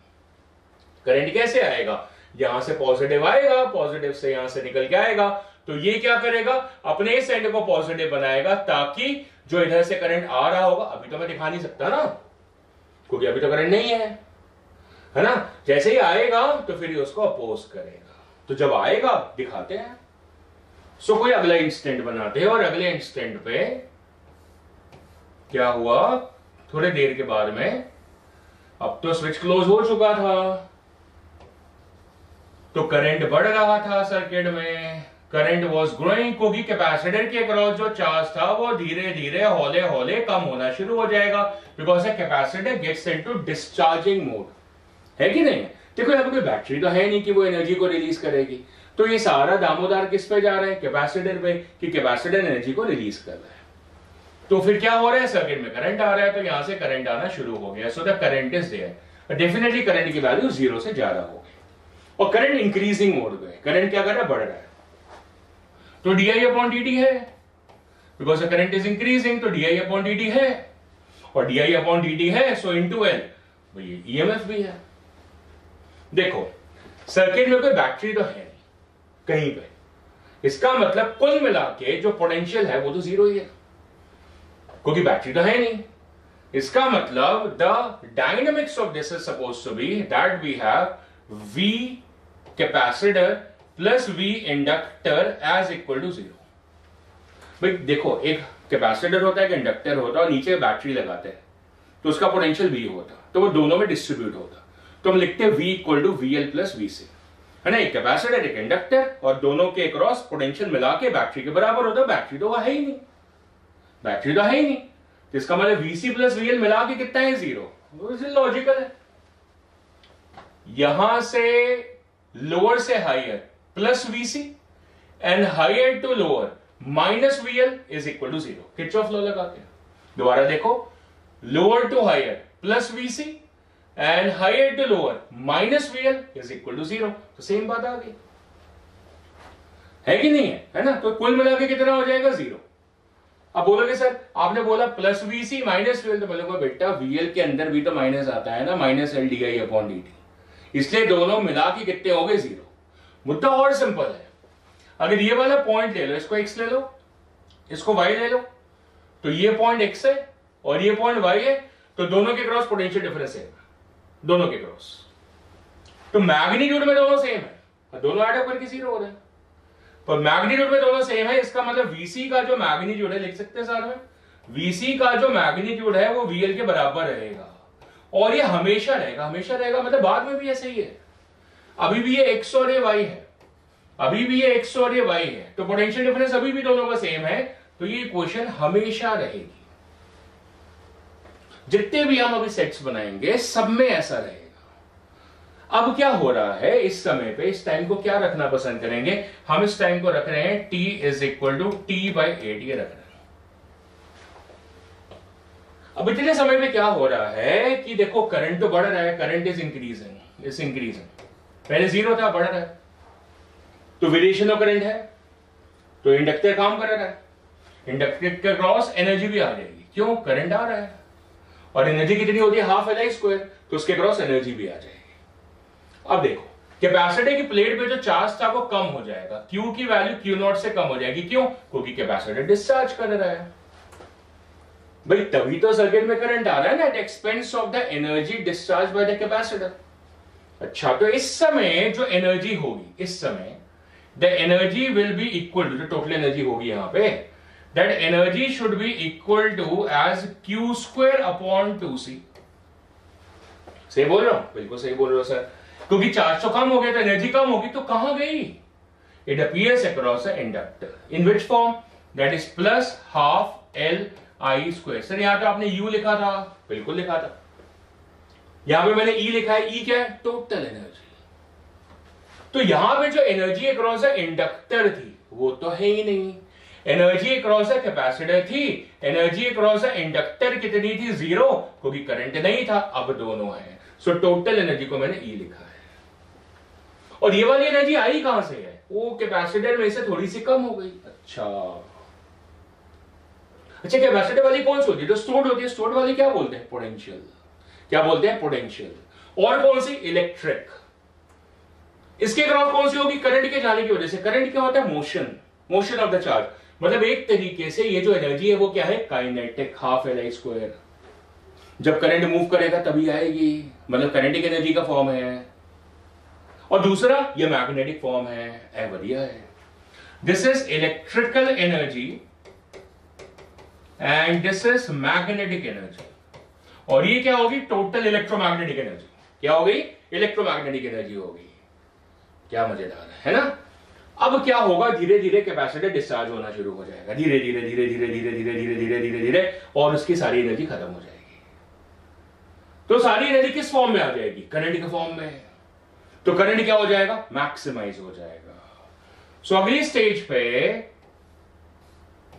हम ऐसी स्टेज बनाते हैं, दिस स्टेज पे सर्किट में करंट जो है वो हो गया मैक्सिमाइज। तो करंट जो है उसकी वैल्यू होगी आई नॉट। आई नॉट का मतलब क्या हो गया? Maximum current. कितना करंट? Maximum current. उस समय कैपेसिटर पे चार्ज कितना हो गया? 0। The Q becomes equal to 0। सारी एनर्जी किस फॉर्म में आ जाएगी? मैग्नेटिक। ऐसा होगा t इक्वल टू T/4 पे। ये क्यों इस समय पर होगा वो हम प्रूफ करेंगे analytically, mathematically. Analytically mathematically proof करेंगे। इस समय एनर्जी कैसी होगी? और इस समय एनर्जी कैपेसिटर पे हो जाएगी 0, और सारी एनर्जी किस पे होगी? इंडक्टर पे। कितनी होगी? Half L I not square.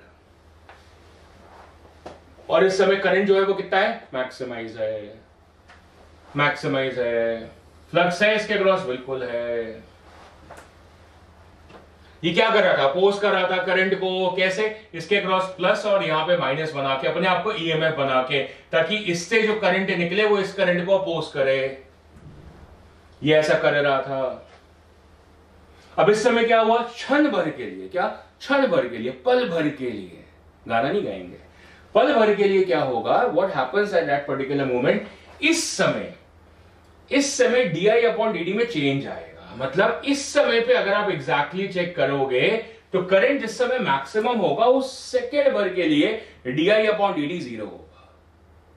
उस समय के लिए, मतलब उस समय इंडक्टर की पोलैरिटी बदलेगी। शायद क्यों बदलेगी उसका दूसरा तरीका समझाता हूं। देखो क्या होगा, अब ये एनर्जी सोर्स नहीं रहा, अब एनर्जी सोर्स ये बन गया है। इसके अक्रॉस वोल्टेज है, वोल्टेज तो दोनों पे सेम है, क्योंकि सर VL प्लस VC 0 है। इसमें भी VL प्लस VC 0 था, इसमें VC 0 हो गया है, तो VL भी तो 0 आएगा, क्योंकि दोनों मिला के 0 है। अगर ये X और Y है और इसके अक्रॉस पोटेंशियल 0 हो गया, क्यों? क्योंकि पोटेंशियल Q/C है, चार्ज तो गया।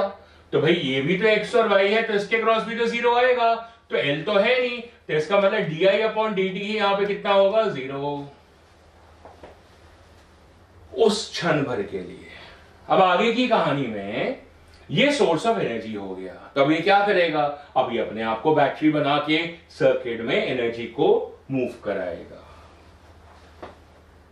तो चलो कराएं, इससे सर्किट में एनर्जी को मूव कराएं। अब क्या होगा? अब करंट जो है अब कम होना शुरू होगा। पहले क्या हो रहा था? कैपेसिटर पे चार्ज मैक्सिमम था, धीरे धीरे कैपेसिटर का चार्ज कम हो रहा था और 0 हो गया। अब इस समय करंट मैक्सिमम है, हाफ Li² मैक्सिमम है।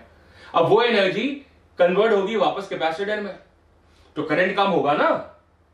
अच्छा, तो ये घबराएगा कौन? Inductor, because inductor always opposes the variation, which means अब क्या होगा अगले इंस्टेंट पे, at the very next instant क्या होगा, वेरी नेक्स्ट इंस्टेंट मतलब जो हम बनाने वाले हैं उस इंस्टेंट पे,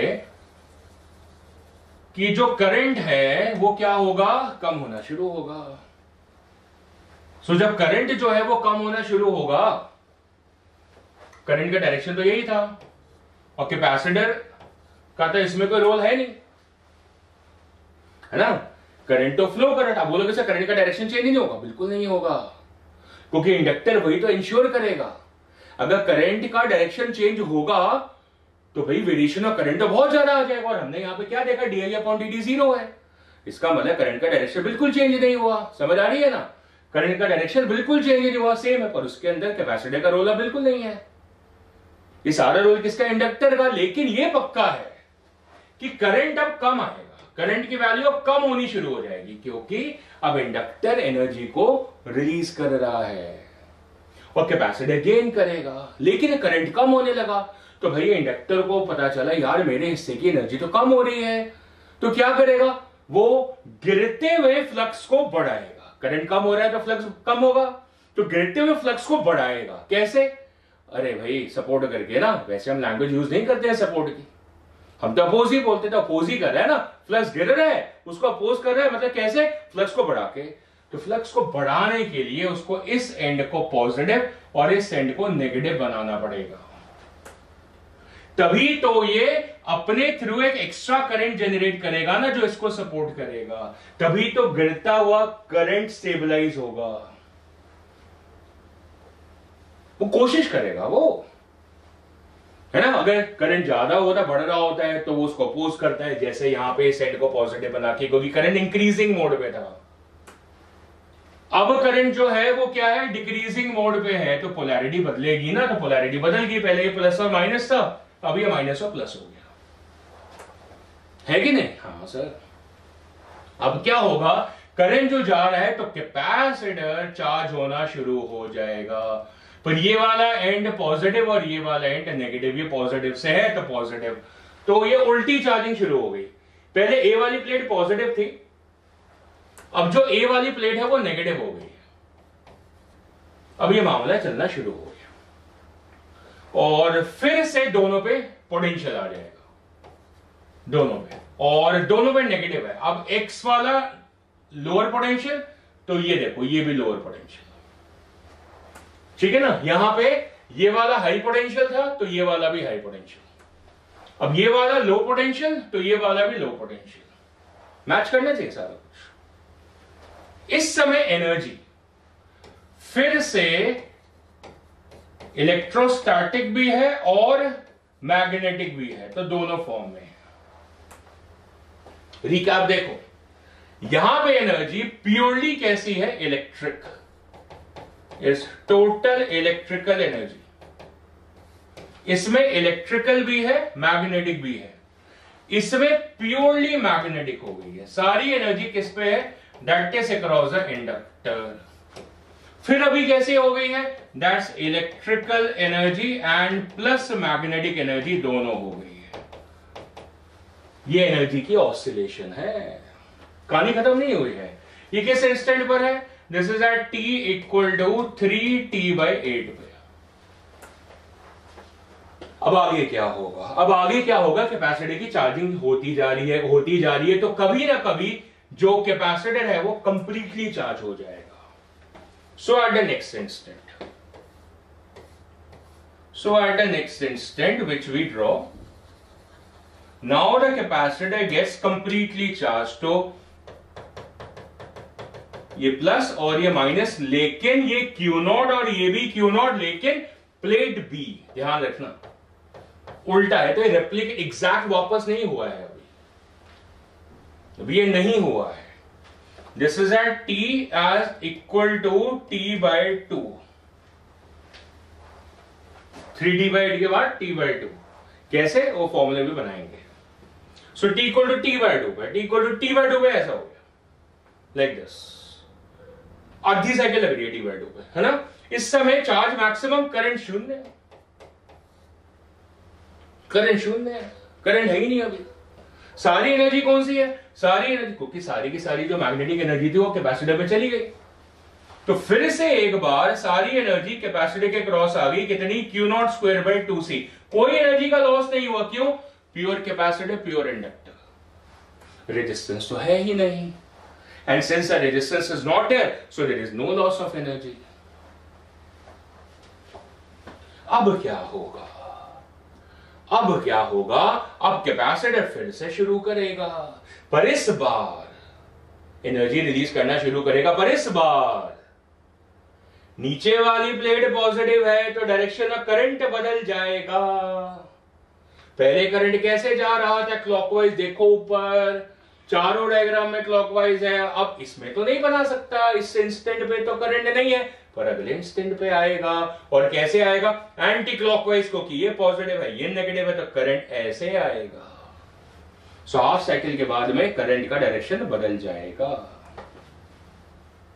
ओहो सर, आज तो हम बड़े आराम से नोट्स बना पा रहे हैं, है कि नहीं? है ना, सारे डायग्राम बना रहे हैं, कितने सुंदर डायग्राम है। मेरे से ज्यादा सुंदर डायग्राम आप भी बना रहे होंगे कॉपी में। देखो बेटा, अपने आप भी मेहनत करनी चाहिए, सारी टीचर पे नहीं छोड़नी चाहिए, आपको भी मेहनत करनी चाहिए। डायग्राम सारे बनाइए, पता चले एक बना के छोड़ दिया, बाकी तो एक जैसे ही है सर। देखो सारे एक जैसे ही तो है सर, बार बार कौन बनाएगा?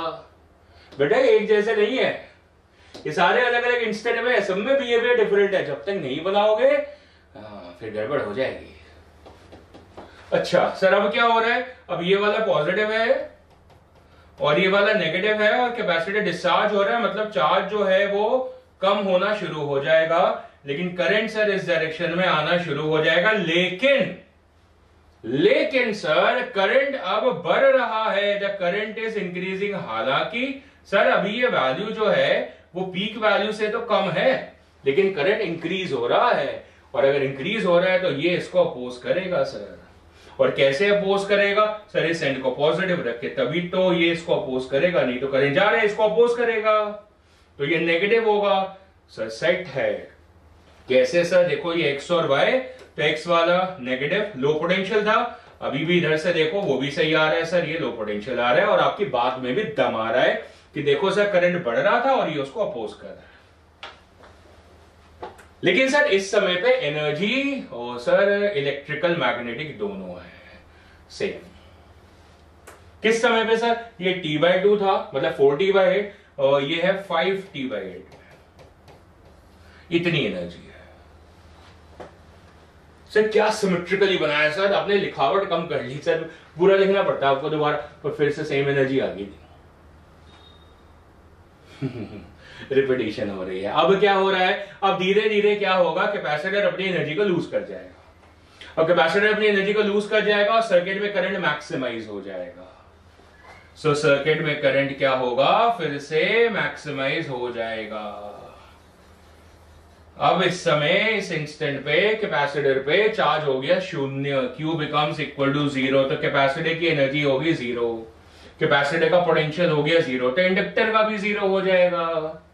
क्योंकि इस स्टेज पे फिर से क्या होगा? एक तो करंट मैक्सिमाइज और डायरेक्शन सेम रहेगा, डायरेक्शन सेम रहेगा, पर अब इसके अंदर कैपेसिटर का रोल नहीं है, क्योंकि कैपेसिटर तो डिस्चार्ज हो चुका है।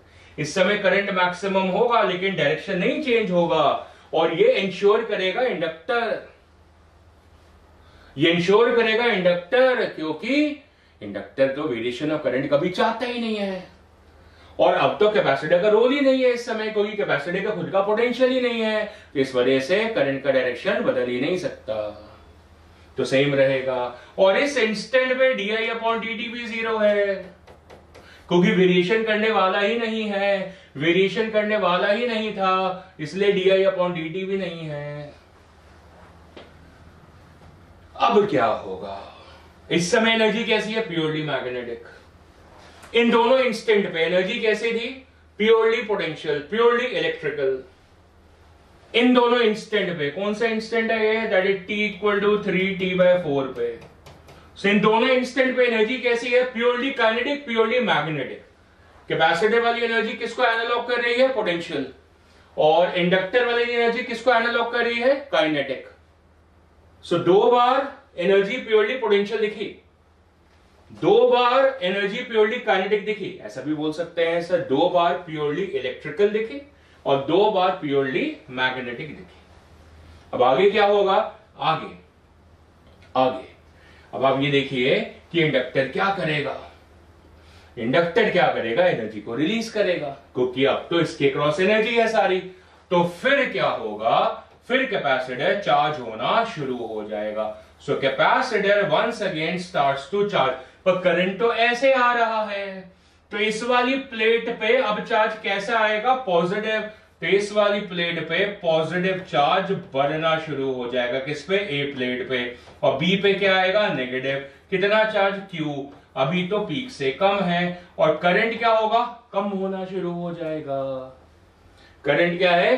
कम होना शुरू हो जाएगा। The current is decreasing. यहां पे तो करंट मैक्सिमाइज था, करंट तो मैक्सिमाइज, अब करंट कम हो रहा है तो इंडक्टर घबरा जाएगा। क्या करेगा? वो गिरते हुए फ्लक्स को बढ़ाएगा। कैसे? इस एंड को पॉजिटिव बना के, ताकि इससे वो करंट निकाले जो कि इसको सपोर्ट करे। कोई भी फ्लक्स तो गिर रहा है और वो चाहता है उसको बढ़ाना, है कि नहीं? बिल्कुल सर, वेरीफाई करो। देखो ये x और ये y, तो sir x is at high potential, hence ये भी x और y है, तो sir this is once again at high potential.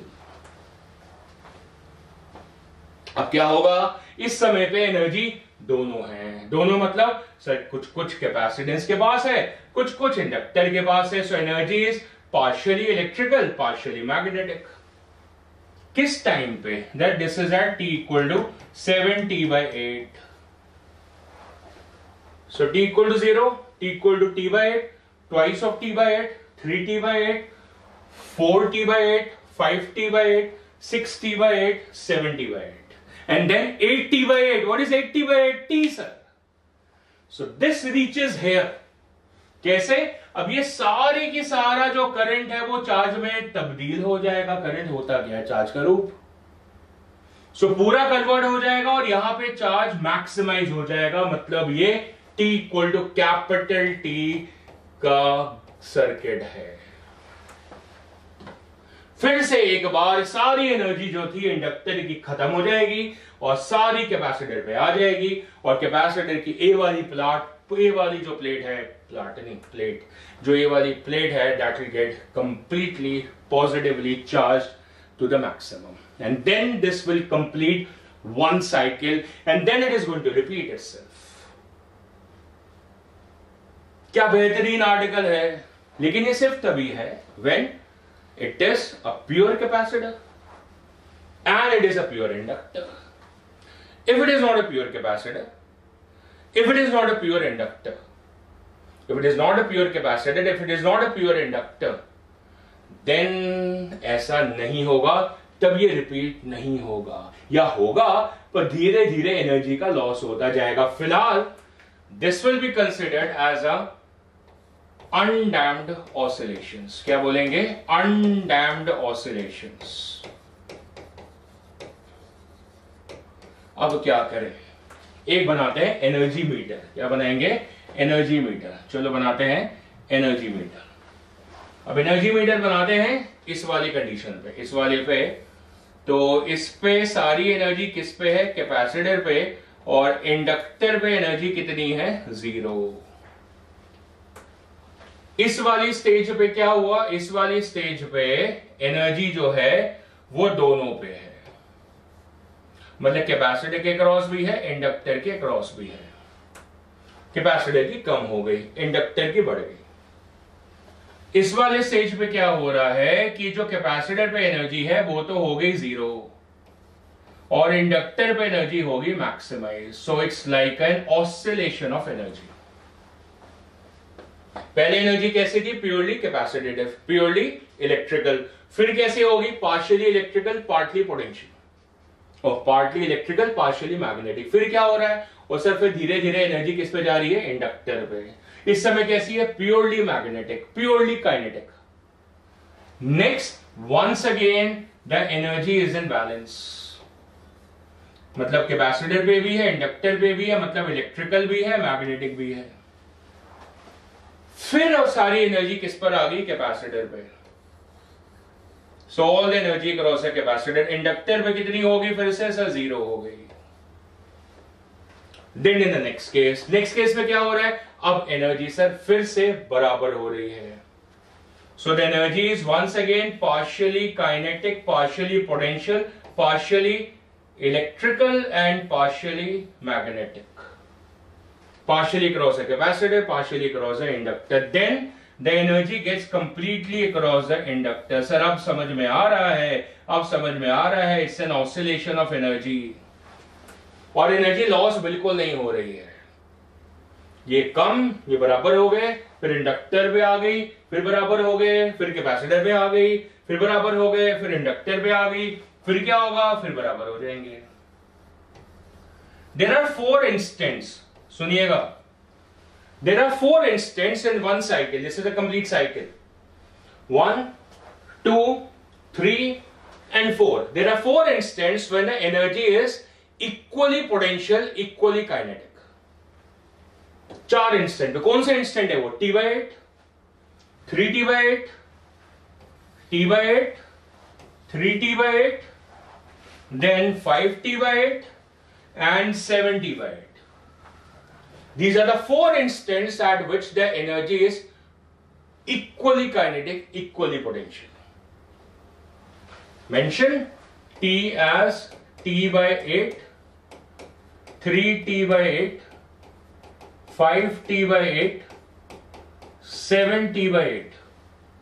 Energy is equally electrical and equally magnetic.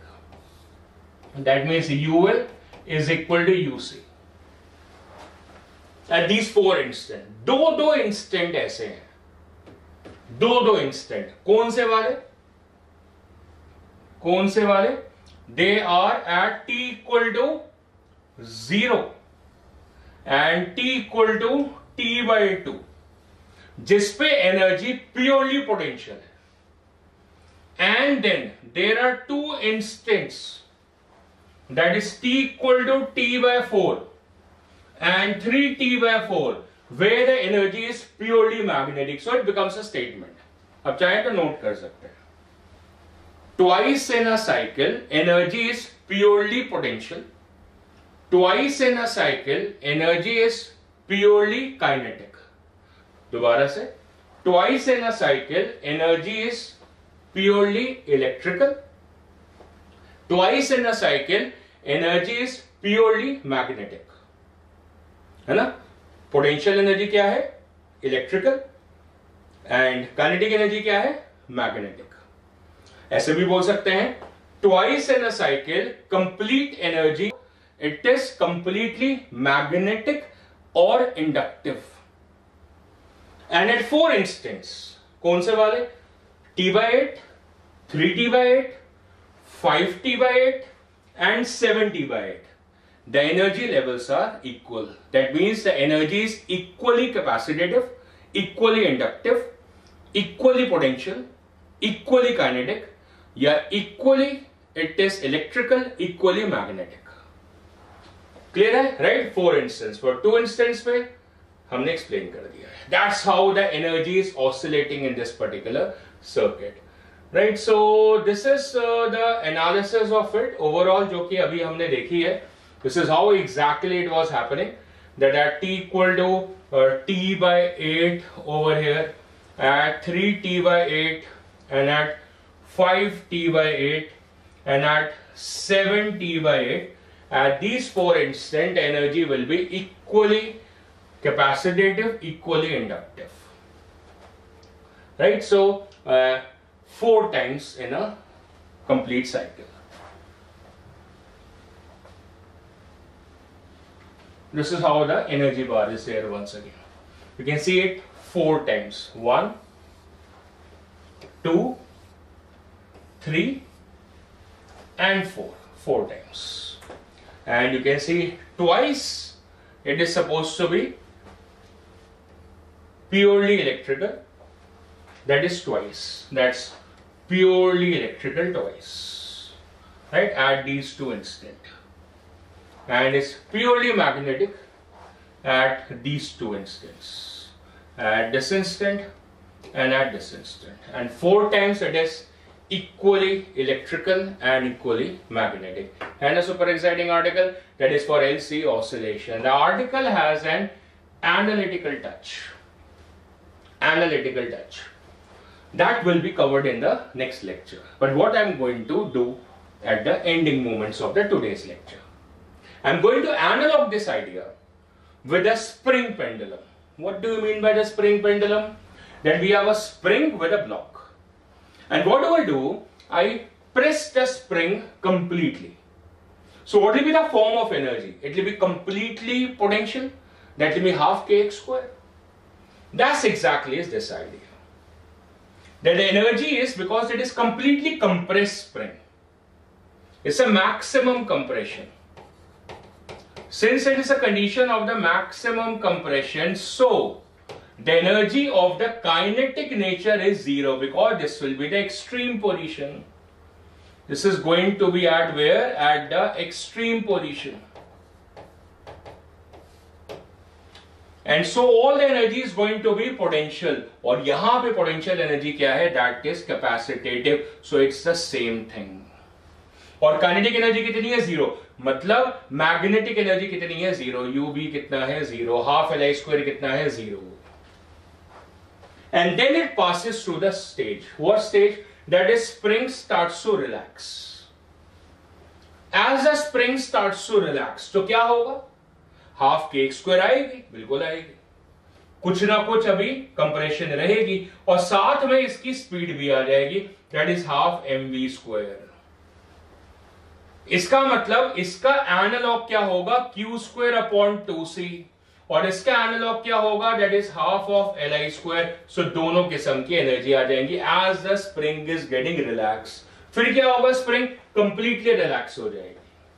Completely relax होने का मतलब ये मीन पोजीशन पे पहुंच जाएगी. That's a mean position.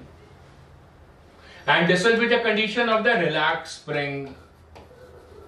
और रिलैक्स स्प्रिंग होने का मतलब क्या होगा? सारी की सारी एनर्जी कौन सी हो जाएगी? काइनेटिक. और पोटेंशियल एनर्जी कितनी हो जाएगी? 0.